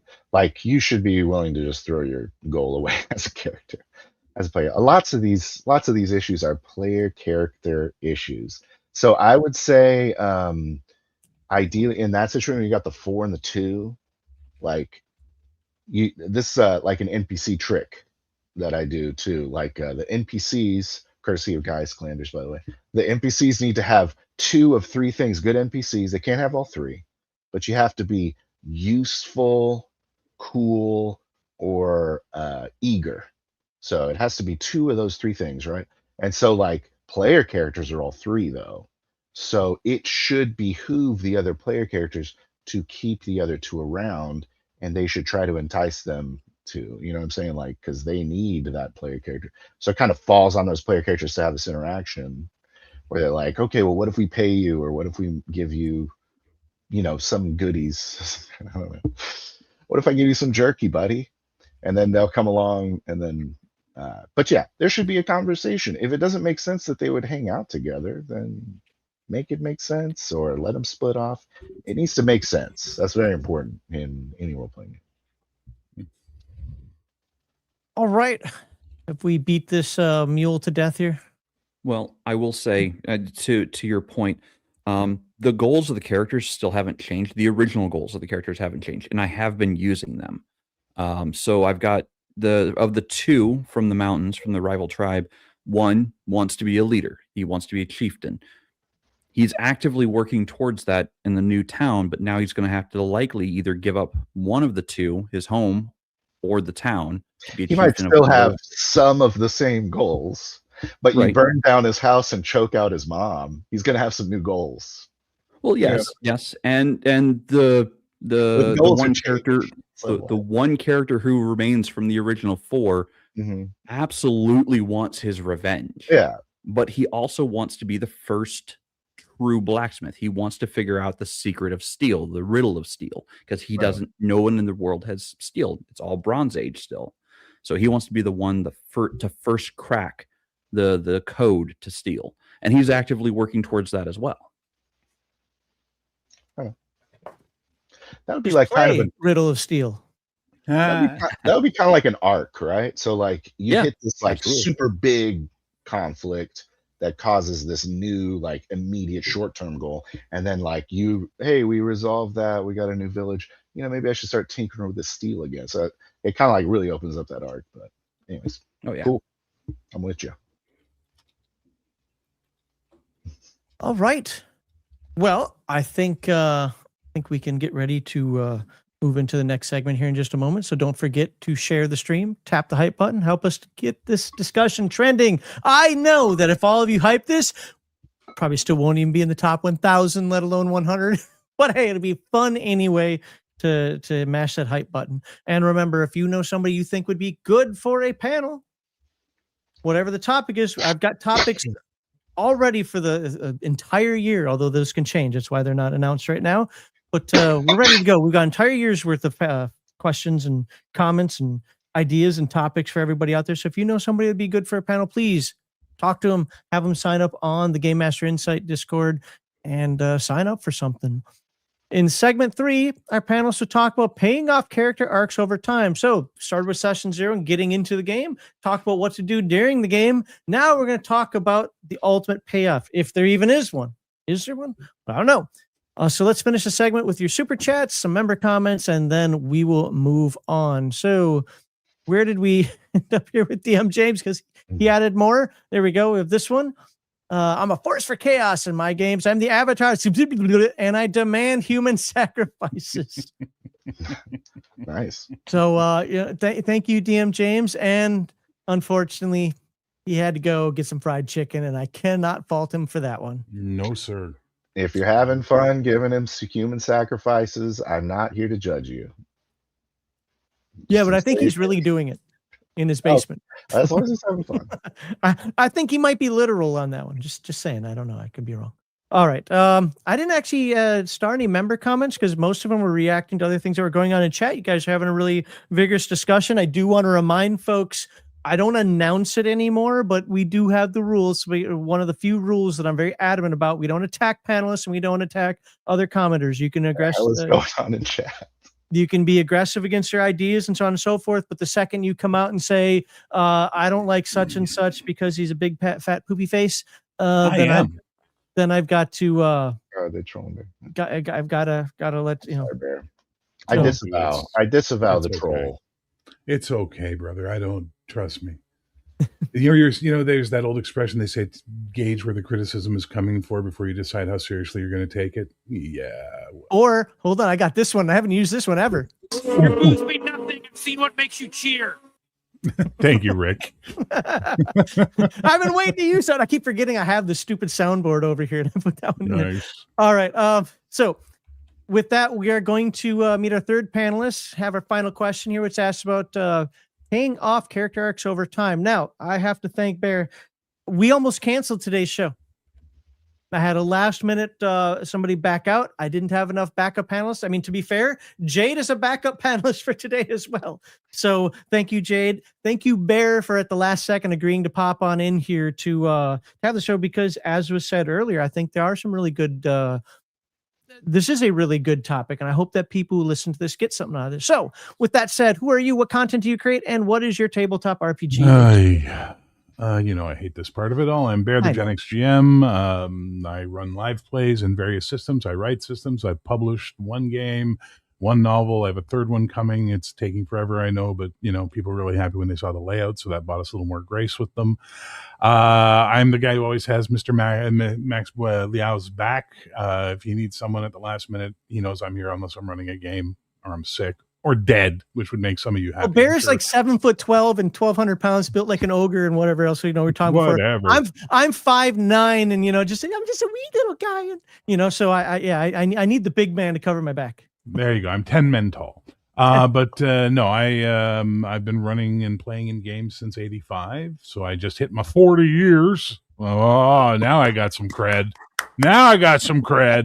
And I'm a dirty, filthy story gamer who believes everybody has a right to be at the table. Everybody is there to have fun, and it doesn't matter how good or bad a role player they are, as long as they're contributing, having fun, and in relation to this topic, motivated to play the game.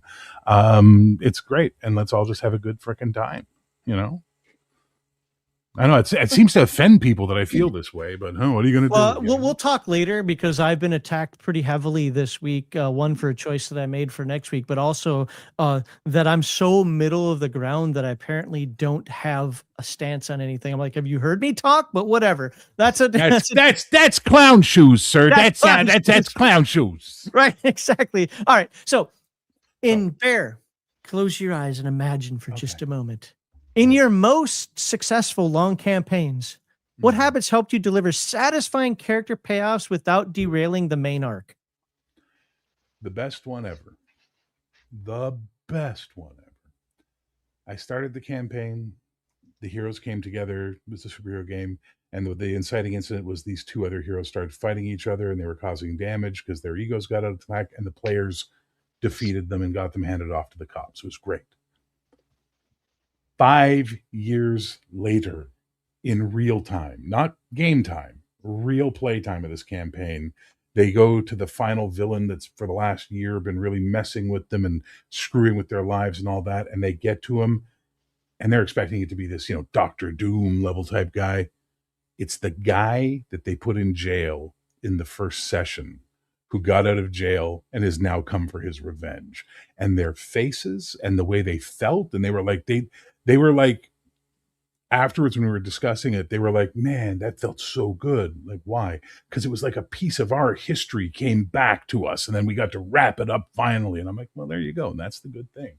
So as I always keep saying, and people seem to think I'm crazy and only like my NPCs, I want the players' actions to have consequence, resonance. That's the big one, resonance, and sometimes payback, where they have to then realize that those birds came back to roost, and now they got to deal with them, and they got to and see what they do at that point in time, because they're not the same as they were when the incident happened. Who are they now? How will they handle it? What will be that's where you get that payoff. So, believe it or not, I'm player focused. I know most people don't believe it. There you go. Okay, so you want to go, yeah, if you guys want to jump in else, I can throw a follow-up question on there to spur more discussion, however you guys want to do it. Okay, go ahead. At my table, I look at myself as the engine of complications. Like, I am the one creating all the complications in the world, using the character's motivations to help influence those complications. So I don't really, I don't necessarily have habits. I guess you could call them habits. I call them tools more than anything else. And I like to layer my payoffs. I don't like having, just a simple, oh, hey, you achieved your goal, congratulations, in just one session. It's not something, it's not a syndicated television show where there's this problem that can be solved in 45 minutes, barring commercials. Here's your It's experience. Thank you. Yeah, exactly. it's something that's going to take time. Your character is, I'm going to use an example from the very beginning of this. Your character short-term goal is to get off planet. Your midterm goal is to become a starfighter. Okay, cool. Your long-term goal is to avenge your father. Well, the first payoff is finding out the clue about your father. Like, that's the first, layer, is finding out a clue that, hey, he still exists in the world. Like, he still has permanence in the universe. Okay, I have a clue. I have a direction. I've got, something that tells me that he exists in the world yet. Cool. And then I'm going to introduce a little bit later on a witness to the individual, like, NPCs, for them to interact. It's like, wait, you saw my father? Well, yeah, I saw your father. He, I fought alongside him in the war. He's, so far as I'm aware of, he still lives. And I'm going to keep paying off those moments, the motivations over time, depending on how big or how vague the motivation is. You give me a vague motivation, okay, it's probably going to take a little bit longer to pay off, because I'm going to be filling in specific details along the way. You give me specific motivations, very finite things. Okay, I'm going to pay them off, but I'm going to pay it off slowly. You want to find the rod of 7 pieces. Okay, that I can do that. I can work towards that goal, but you're not going to find all the pieces together. You're going to have to pretty much search the entire world over. It's going to be a grand journey. It's going to take you a long time, but you can do it. You can go find all the pieces. They are out there. They exist still. They might not necessarily be on this plane of existence. They might be on another plane of existence, but you can go find them. I won't stop you. I find that arcs are very much more about personality and developing, getting closure for certain things, or maybe turning from a hero into a villain to a hero, those sorts of things. I think that if you're a GM, you should not be thinking about how to deliver a person's character arc. That is basically worse than telling someone what their backstory is, because the whole point of the player character, or the player, is they're exploring what happens to their character throughout the game, and it is up to them to decide what their character's thinking and feeling. It is not your job as a game master to give someone a life altering, like epiphany or something. So I would say be careful if you think that it's your job to make sure this player is experiencing their character evolving. It's not your job. It's a good player's job. I would say the story should be about those things. It shouldn't be, hey, I'm doing this story that's been offered to me, and then someone randomly tells me about my father. Like, kind of, that's okay, but they should be pursuing it. It should come as a reaction to things that they are doing. It shouldn't be, oh, I did XYZ like the GM asked me to, so now I get my character backstory treat. Don't treat it that way. And I would say that when you're that's kind of my main point. I had one more point. I'm blanking right now. I'm sorry. That's all I got. So I don't disagree with what you're saying there, but the thing is okay. So now the player is Okay, actively I'm sorry. going I'm sorry. I around. remember. Can I just say this last part real quick, Bear? One other thing, though, I would say is you are doing spontaneous things as a GM, right? So, like, when you're reacting, and there are ways to color your reactions or your creations, and those things can, like, you can use, the the characters what they're doing as a way to kind of color stuff, to kind of feed into tone and stuff. Usually the tone is like a good vehicle for pushing the character arc. So that's more how I would deal with it. Sorry, apologize to you. No, that's fine. For me, I would say instead of having them say, "Hey, I saw your father," if they're pushing and trying to find their father, well, maybe people are hearing about this that don't want them to find their father, and then suddenly they're in, Dantooine spaceport, and a bunch of Black Sun thugs show up and go, "You've been asking the wrong questions. You should stop asking questions," and they put a beat down on the guy. That's going to motivate him. That's 100% what I'm advocating for. Yeah, that's going to motivate him. He's going to go, well, now I want to know why the Black Sun guys are, what's my dad's connection to the Black Sun? I mean, that is the purpose of NPCs. The NPC is there to provide catalyst. The NPC is to provide flavor. The NPC is there to provide something that the players can then react to, do something with, and make a choice about what they want to do. But ideally, the NPCs are the reaction. They can be. They can be a reaction. They can be a proaction. They can be a lot of things. I mean, it's like a major gear, like we talked about with those big gears. If it's like one of those protagonists, sure, be proactive with those types of NPCs. If it's setting dressing, you can be proactive with that stuff. But if it's like, hey, I'm investigating my dad, okay, well, this reaction is the NPC. No, and that's fine. Proactive can be they walk into town and see the sheriff beating the living shit out of a wino. Yeah, it'd be like a setting NPC. Yeah, that's the NPC. The sheriff is doing something evil.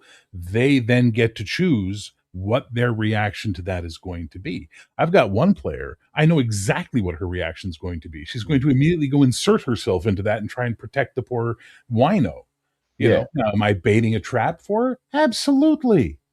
And why wouldn't I? And that's the difference. Like those things, setting up those things like giving setting and giving tone is a good vehicle for that character you're describing to experience that arc, that like justice focused arc, or like learning about the consequences of your actions arc, whatever arc they decide they want to be on.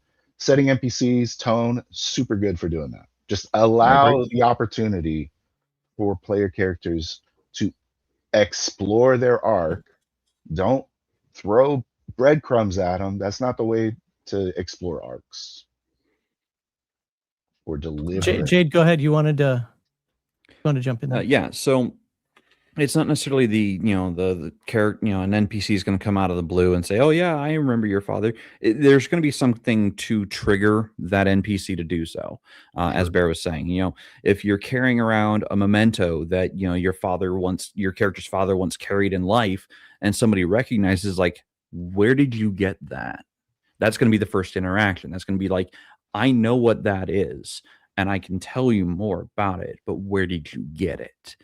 It's interactions like that, and where the NPC isn't just coming up and volunteering the information. They're asking questions, like, and it's gonna, the NPCs taking an interest in the PCs is going to generate more motivation for the players to get involved with the world. So if an NPC is like, "Hey, I see what you're trying to build there. I see the town you're building. That's really awesome and all, but I think you've chosen a bad location, and here's why." So the PCs now have a choice. Like, do we pick up, pull up stakes and move, or do we do something about whatever this problem is? The NPC you're describing, hey, you're wearing an amulet. I want to know more about your father. I'm shady. I might have some things I want you to do. That is an inciting incident. That is like the end of Act 1 that you're describing. So that's the perfect time for, like, I have learned all this stuff about my characters. They are very interested in finding their father. These other characters, they kind of are very close with this player character.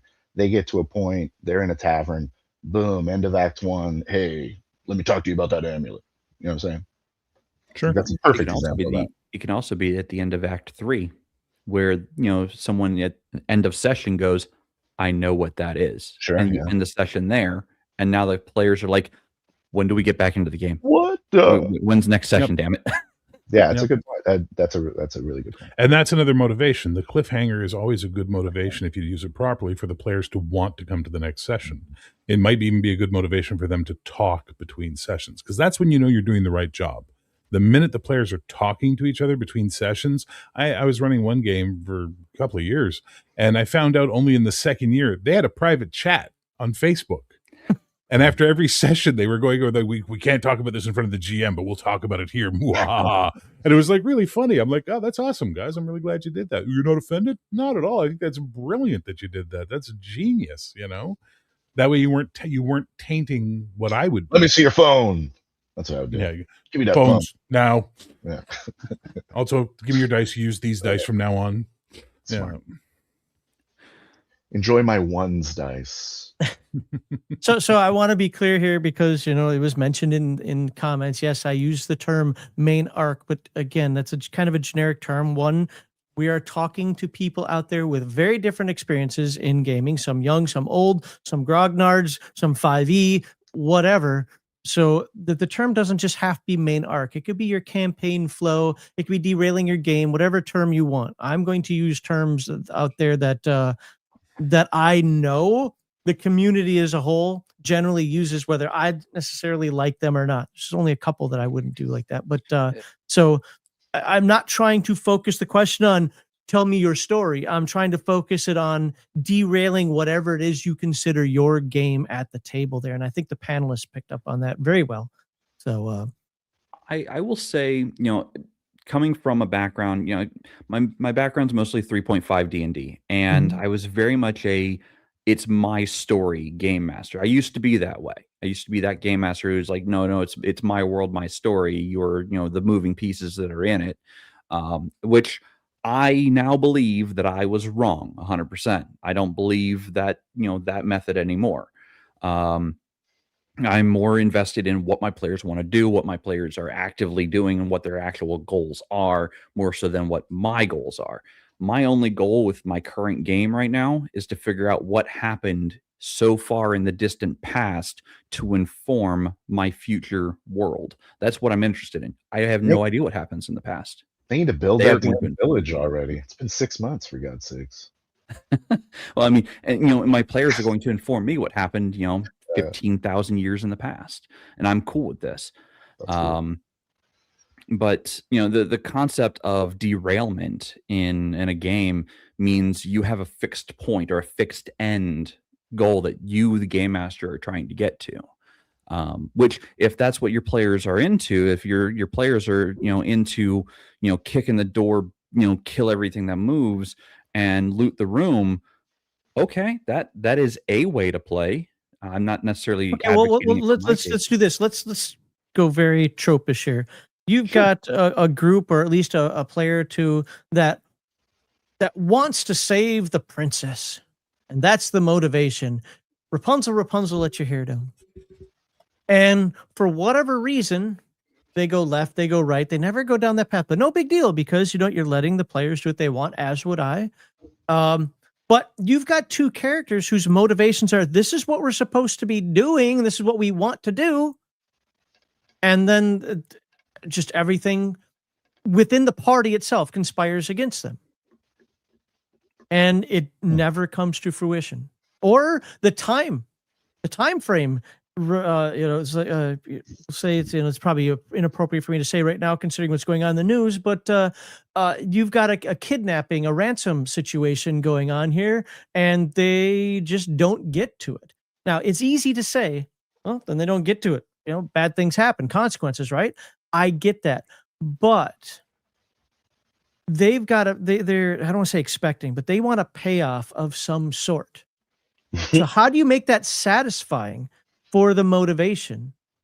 Now, it doesn't necessarily have to mean success, but there's a payoff of some sort. Like, my character in this world wants to do these things, and I'd like to have that. And in this case, again, we're going very tropish. We want to save Rapunzel, you know, and it gets sidetracked, and it just never happens. And I don't want to start going into what the characters are thinking at this point, but you get the idea, right? Like, like there's where's the end? I mean, keep it relevant. Like, if you aren't keeping your characters, the characters at your table's goals relevant, they're going to fade away. They're just gonna kind of evaporate. But it's not just on you, the game master, to keep the goals relevant. It's on the players too. The players have to keep the goals relevant. And as a game master, I'm going to check in with my players every once in a while. Like, hey, it's been a few months. What are our goals looking like? Have we achieved anything? Have your goals changed? What has shifted and how? I just did that this week because this got me really thinking about it. I asked my players, I think it was a Monday or Tuesday, like, hey, just checking in. What are our goals currently? Like, what is your character's personal goal right now? And they're like, oh yeah, these are the goals. And I got, goals from pretty much everybody. Even though like I think 3 of the characters have either died or gone away originally, and now I've got new characters coming in. But I get different goals now, so I now have something to work towards. Okay. But Let me expand upon this just a little bit. Sure. And by the way, I'm not. Well, I'll just ask the question. Let's say you got one player. They both want to go and go rescue Rapunzel. One to do so to ransom her off himself, and the other one to marry her. Nice. I'm not saying you have to accomplish both goals, but how do you make that satisfying conceptually? You don't have to give me specifics necessarily, but conceptually, how would you have a decent payoff for both? Where, you know what, I didn't get what I wanted, or I did get what I wanted, and that was awesome. You don't get what you want all the time. I'm not going to. Sorry, children. One of you wants one thing, and the other one wants the opposite. But can you still make it interesting? I'll put 2 towers there, and everyone gets a princess. How's that sound? Okay. They're both named Rapunzel too. Weird. Everything to cater to my players. Screw the world. You and I can't be friends. I definitely could see a scenario like that happening where a character who has more greedy intentions would go, hey, this is a princess, we can make bank. And the other character going, well, no, we saved her because she is my beloved. She's the person I've always, wanted to be with, so on and so forth. So that's going to create friction in the party. Now, whether one of them eventually becomes an NPC, that's up to them. But as far as like the actual payoff, like, okay, so you've gone to the tower, you've rescued the princess, you've got this guy working against, your love interest in the background, trying to sell her off.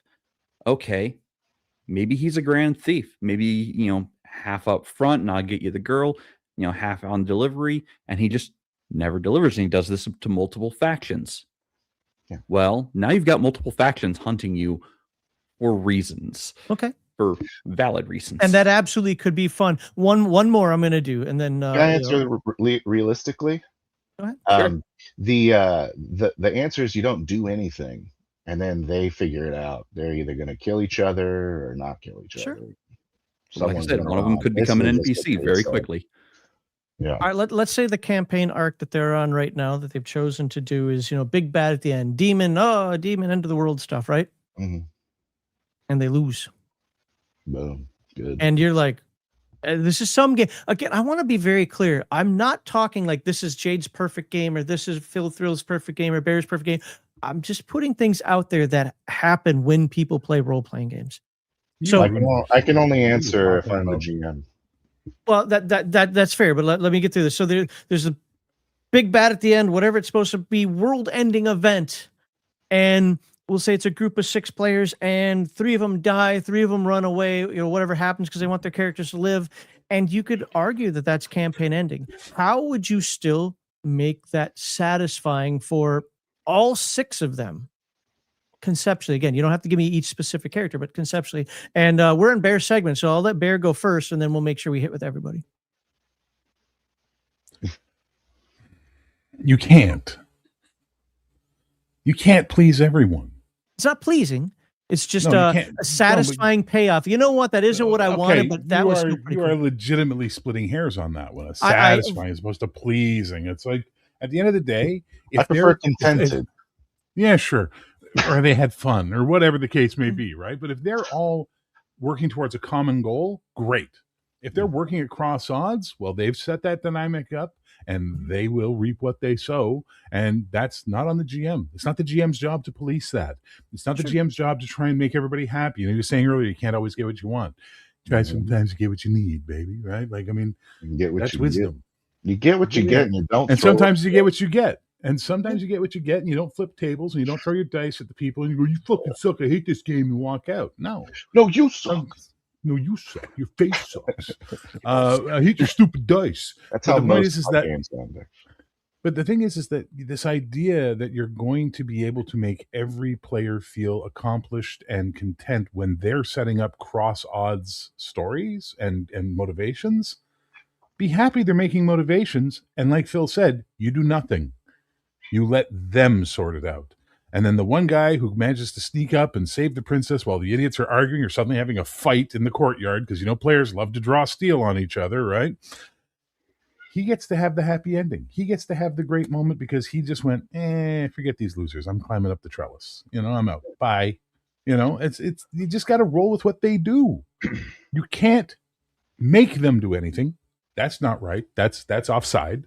You can't tell them what they think. You can't tell them how they feel. You can tell them, you get a sense of dread, or your skin gets a little goosebumpy when you hear this voice. You can do stuff like that. That's setting mood and atmosphere and tone. But you can't tell them you're scared unless they failed a fear check. And then you can go, well, you're scared now because you failed the fear check. That's life. That's the game part of it. But you can't tell them what happens. So you're not going to be able to please all 6 of those players. Let them fight and see what happens. Love that. So I did have a TPK like that, where the group went up against the big bad. They lost, and bad things happened. The big bad, kind of had their consequence there, for not being stopped. It was a half measure. It wasn't a complete and utter failure, because the big bad had to use a lot, and I mean a lot of resources against the player group. Their characters, went to absolute town on the big bad and his forces, and the guy basically had a partial success, not a complete success in his goals. So the way I delivered that was, okay, so your characters have died. I'm going to zoom out, lens of heaven. Your characters are in their afterlife. They can see what's happening in their final moments upon the plane. And I kind of went through the motions of, like, because they interacted, because they showed up and forced the confrontation and forced the big bad to use so many resources. The big bad was not 100% successful, wasn't even 50% successful in his mission or his goal. He was maybe 30% successful. And that set up the next story. That set up the next group to go, the heroes failed. The big bad conquered half the world, or a third of the world, whatever. We are going to be the party that strikes back. We are going to be the force that hammers that enemy back. And that was a new campaign from that point forward. So that was the satisfying payoff. Was like, okay, we now know as players what happened, but we're going to come in with new characters, hopefully into the same game world, however long, after, and we're going to fight back to take back the world. And that's what we did. We did a 10-year later storyline where the player characters were going to be going after the big bad. They were going to finally build up a force to push back. They went and, built an army. They, rallied kingdoms to work together that absolutely hate each other to fight back against the big bad. That was, to me, that, at least from my point of view, that was their satisfying payoff, was the next campaign. That's fair. I I think that if everyone is in character, and then at the end of the session, typically after someone dies, everyone is super jazzed about it. In my experience, everyone goes like, "Man, that was awesome! I can't believe that died." So let's say there's like a demon, 3 people run off and 3 people don't. Those 3, in my experience, the 3 people that died, if they're in character and good players, then they're going to be super jazzed about it. It's such an awesome experience. And then if you describe what happens really clearly, then people are happy about it typically. And then it sets up the following session, which is awesome. It can also end a campaign. Characters for everybody. It can also end a campaign point blank. We had one game we were running where they were on a quest and they found this lost city underground they were going through, and they found treasure. And The barbarian, who the game system were having berserk, meant real berserk. It wasn't like, ooh, I fury for 3 rounds and then sit down and go, whew. It was like, no, if there's nothing left to attack, I'm attacking whatever's left standing, and it might be the party. And he went to pick up a cursed item, and the cleric said, no, that's cursed, don't pick it up. And he ignored him and went to pick it up, and the cleric tried to stop him, which was a trigger for him to make a save on his berserk. He lost. He then proceeded to murder the cleric right then and there. 2 other PCs ran in to try and stop them. They got murdered, and then the archer was able to like get a good shot in, but the barbarian was like, well, I'm throwing my my dagger. So it was like a simultaneous moment of dagger kills archer, arrow kills barbarian, and the scribe PC and the female squire of the Lady Knight are the only 2 survivors of this massive chaos. And they just kind of go, take hands and walk out into their whatever. They're going to go get a farm. They're going to have kids, whatever the case may be. And you know what? All the other players who just lost their characters fighting each other were laughing and happy and going, "Oh, Anthony, you got to write us stories about what happens with him and this girl and what their life is like." So it can happen. It might end the campaign, but it can still be satisfying for everybody who's there because And that's their the choices. And that's the payoff. Their choices led to that. This is why I asked the question. They gave 3 different responses. Yeah, you all agreed, which is weird. Don't do that anymore because that brings my okay. Fuck you, Jade. Oh, sorry. Okay, you know what? Let's all agree if that's going to be the other option. But no, I'm just lukewarm towards Jade. Because of the way I run my games, I've probably aligned more with Jade than anything else in this one because I look at a loss as just impetus. Great. You know what? I was kind of thinking about, well, I don't know what I'm going to be doing next after this because I don't do these. I'm playing for 3 sessions or I've only got a 3-month thing going. I do this thing where it's like I'm running this game until there's a burnout. That could be 1 year, 5 years, 10 years, whatever. That's how I do it.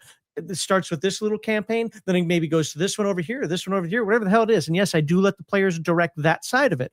Absolutely. But that loss just, yes, they lost. Now I get to, darken the world and have them fight through that. I think that can be an absolute awesome thing. And I wouldn't even necessarily say they all have to make new characters. Sure, the 3 that died would, but you know what? Maybe the other 3 keep their characters and we add 3 more to it. It just depends. Every table is going to do it differently. My point being is, it could end the campaign and they can have fun. I already forgot what Phil said. I'm sorry, Phil. I agreed with Jade and Bear. We all thought the same thing, I thought. Yeah, but I thought you gave other options out there. Yeah. Oh, just that everyone's happy when they die. Oh no, you said like the multiple castle thing and so forth, and I know that you were kind of joking about that, but the idea is that the players, that the players are going to influence it more, and I get that. But this is exactly what this show is about: is 3 different perspectives, and now folks out there, yeah, you know what? I didn't even think about that. We could keep the campaign going after a loss, and I've literally heard people say that. I don't know what to do. They lost. Like that's perfect. I don't know. Maybe it's because I'm a little bit more sandboxy in terms of like I don't like modules and so forth. So I can use that as just motivating factor, but who knows? Yeah, anyway, cool. They lost. Yeah. Zoom out. Well, but you also you do the Jade thing, right? Which is okay. They went up against the Dark Master and they lost in the last fight against the Dark Master. Oh well, new campaign 10 years later. Guess what the Dark Master's been up to for 10 years? 10 years, right?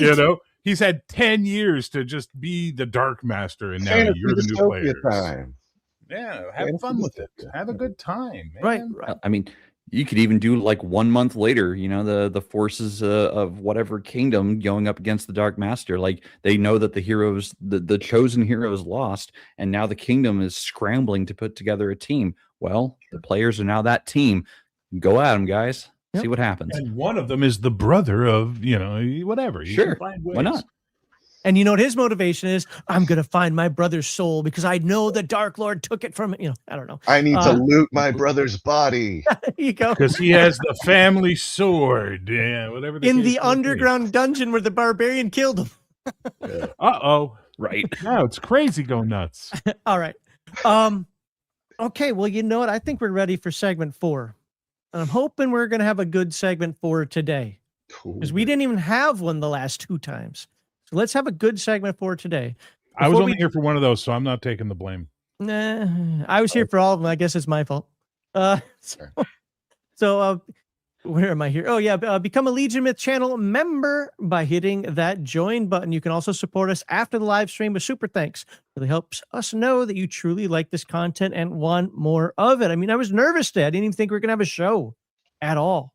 But in segment 4, we bring you in to talk to our panelists on tonight's topic. This is not a love fest for me or a hate fest for me.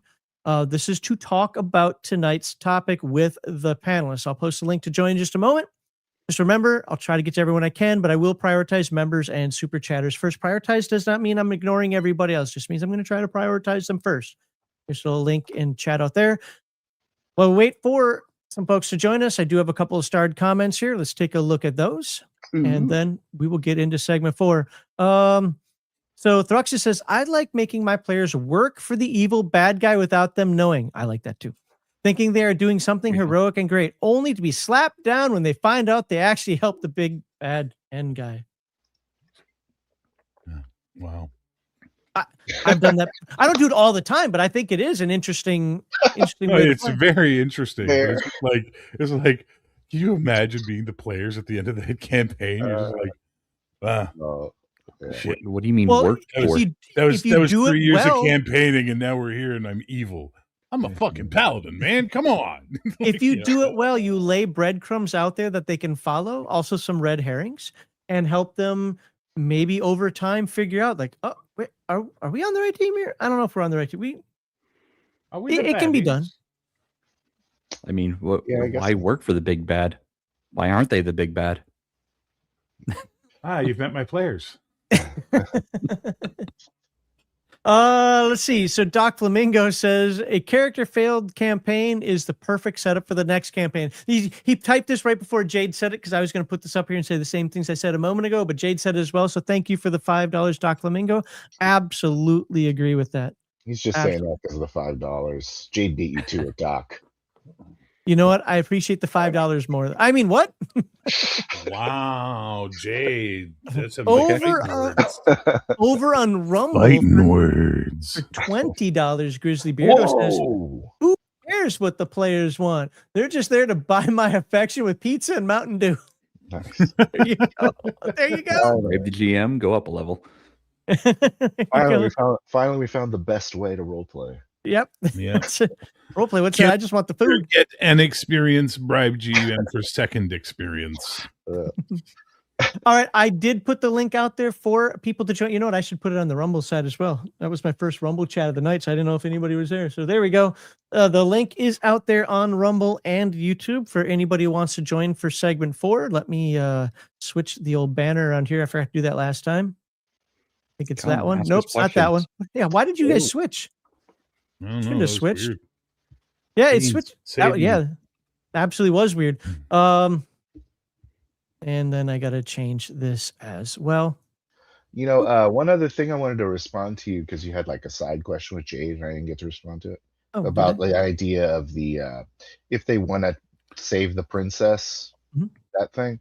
That kind of goes back to the last panel I was on, where we talked about player motivations. Mhm. If they aren't because if they just never go save the princess, it sounds like the players don't want to save the princess. So Sure. why are we making that the character goal?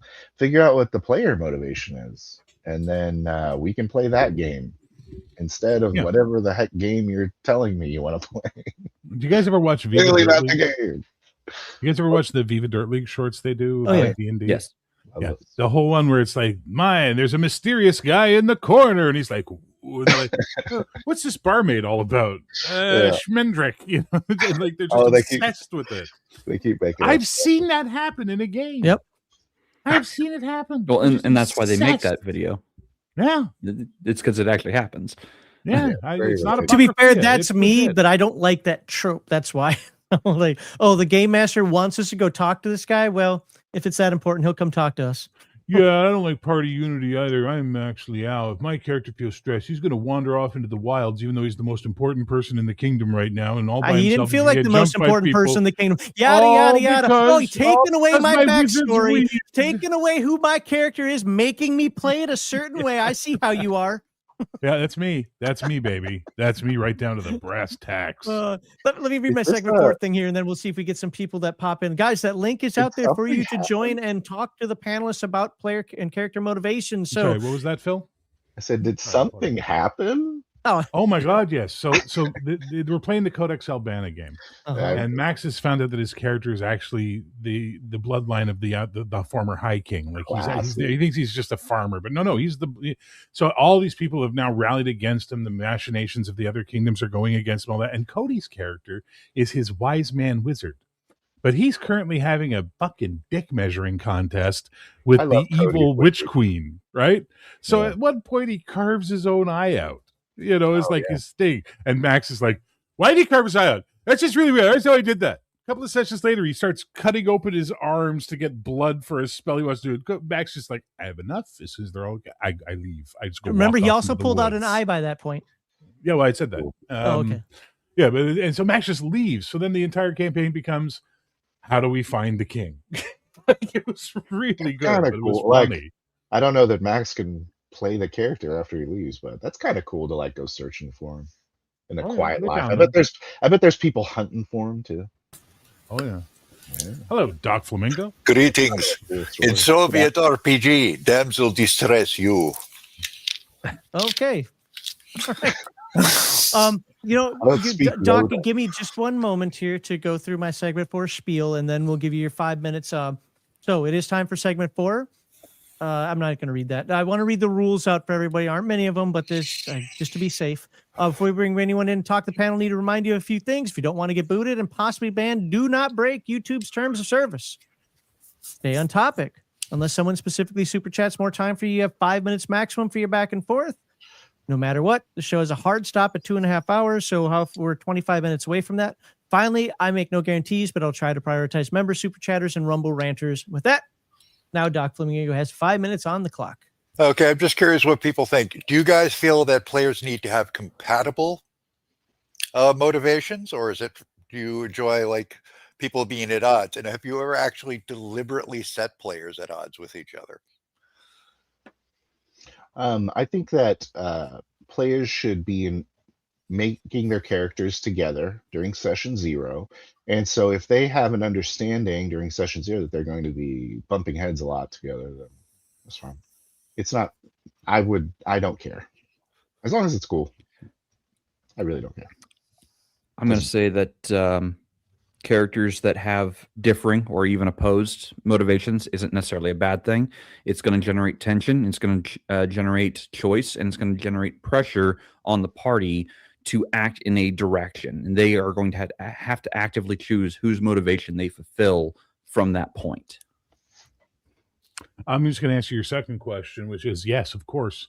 In one of my superhero games, they had this Doctor Doom type villain, Baron Dread, that they were constantly dealing with.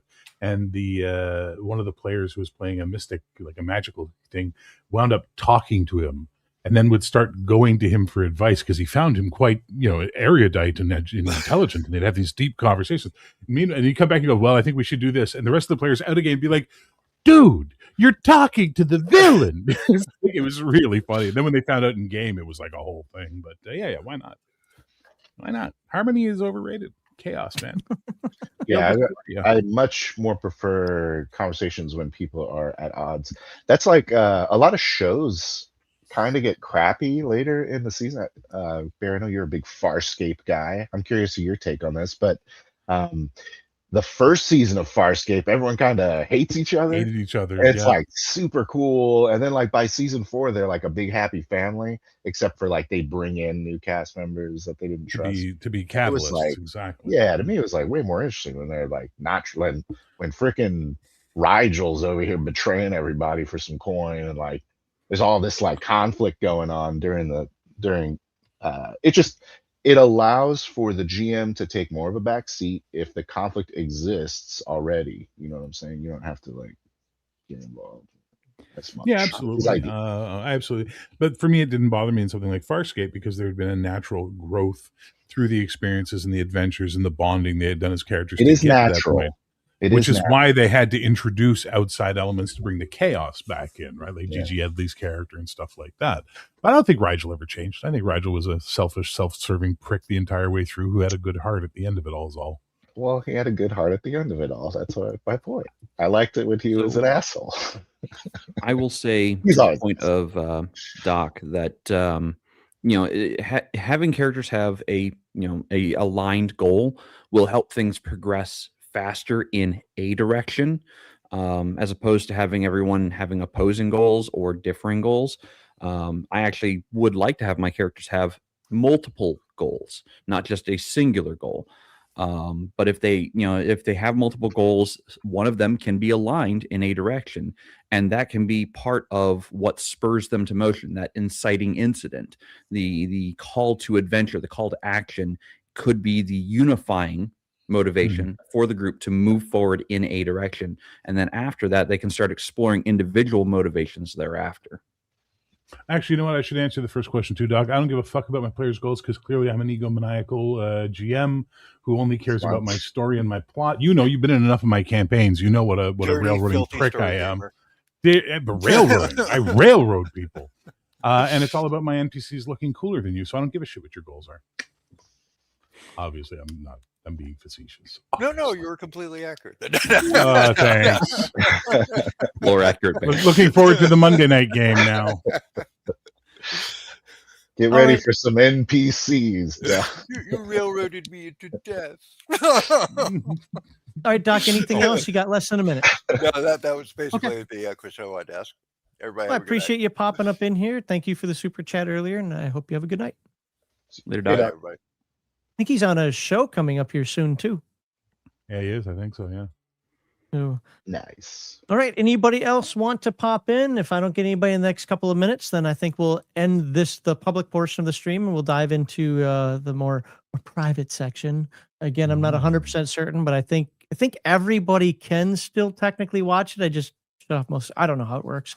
Anyway, then I won't go put my corset on. I'll wait. Mostly members only. We'll just call it at that point. I actually thought that, there was some antagonism in the chat a little bit, but I thought the discussions were actually good.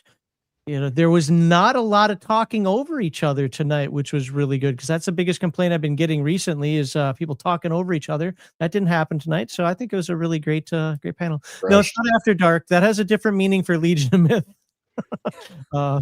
You don't want the After Dark stuff, but Legion of Myth AD.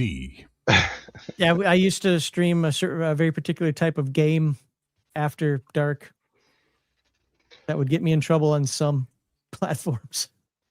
Was it Big Eye Anime Girls? Is that what it's called? Usually, yes, because of the fact that those are the ones that can get weird like that. Yeah. The deuce you say? I've never experienced that with Japanese animation, ever. Sergeant Mushroom, $20 before it ends. Yes, you're in before it ends. I appreciate that. That's awesome. And again, it's things like super chats and whatnot. You can call it greedy all you want, but this is a business.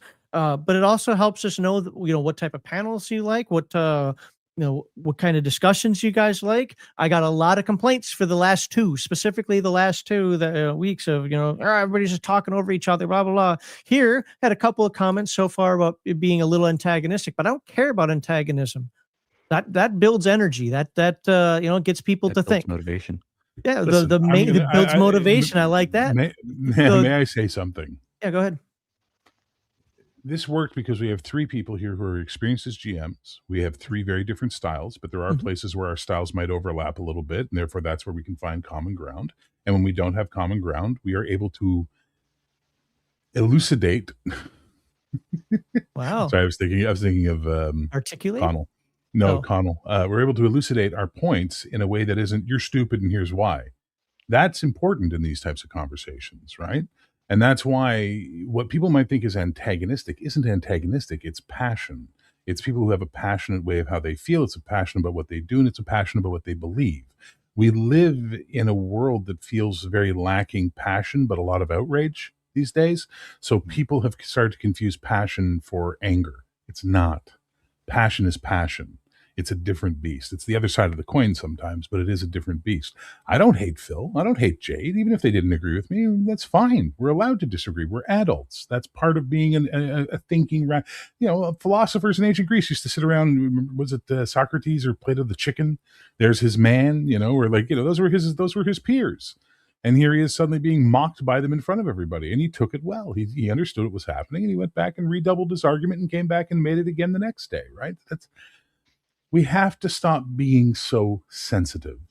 I agree. More so, though, we have to stop picking sides all the time. It's getting exhausting, man. It's exhausting. We all have the same thing. We love to roll dice and make up stories and do funny voices and whatever it is we do. So can we just find that commonality between all of us, please? Thank you for attending my TED Talk. It's called men talking, by the way. Mansplaining? That's how men talk to each other. Yeah.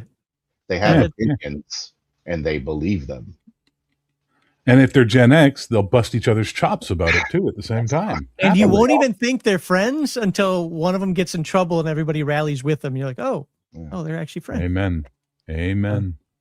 All right. Well, I think I'm going to bring this into the members only portion again. If you guys out there in Chatland can tell me, hey, we can still watch, that might be true. If you're watching on Rumble, sorry, but I literally will shut that off. Everything else is going to go members only. But I thank you everybody for being here tonight. I think we'll continue on a little more heated discussion. No, I'm kidding.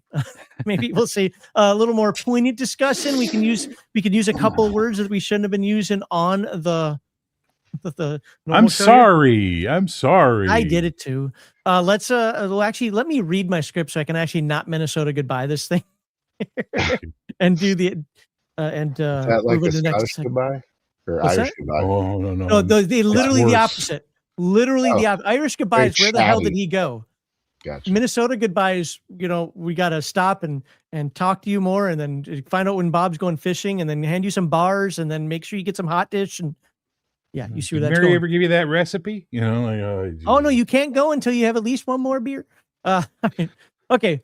That's it for the public portion of tonight's Game Master Insight. Please leave a comment of who you believe had the most compelling, interesting, or novel position. Did you learn anything new that you may try at your table? Let us know in the comments. YouTube members, there is more to come, so don't go anywhere. Sincere thank you to everyone who supported the show with Super Chats, Rumble Rants, and memberships, and to all of you who took the time to join us tonight, even the couple of you who snuck in right at the end there. I saw that. Finally, thank you very much, tonight's panelists. We had Jade and Bear both as backups. Bear was like a last-second backup, so we almost didn't have a show tonight. So thank you to all three of them for being here and for their informative and spirited discussions. Be sure to subscribe to their channels or check out their content through the links in the description. With that, I look forward to talking to everybody next time.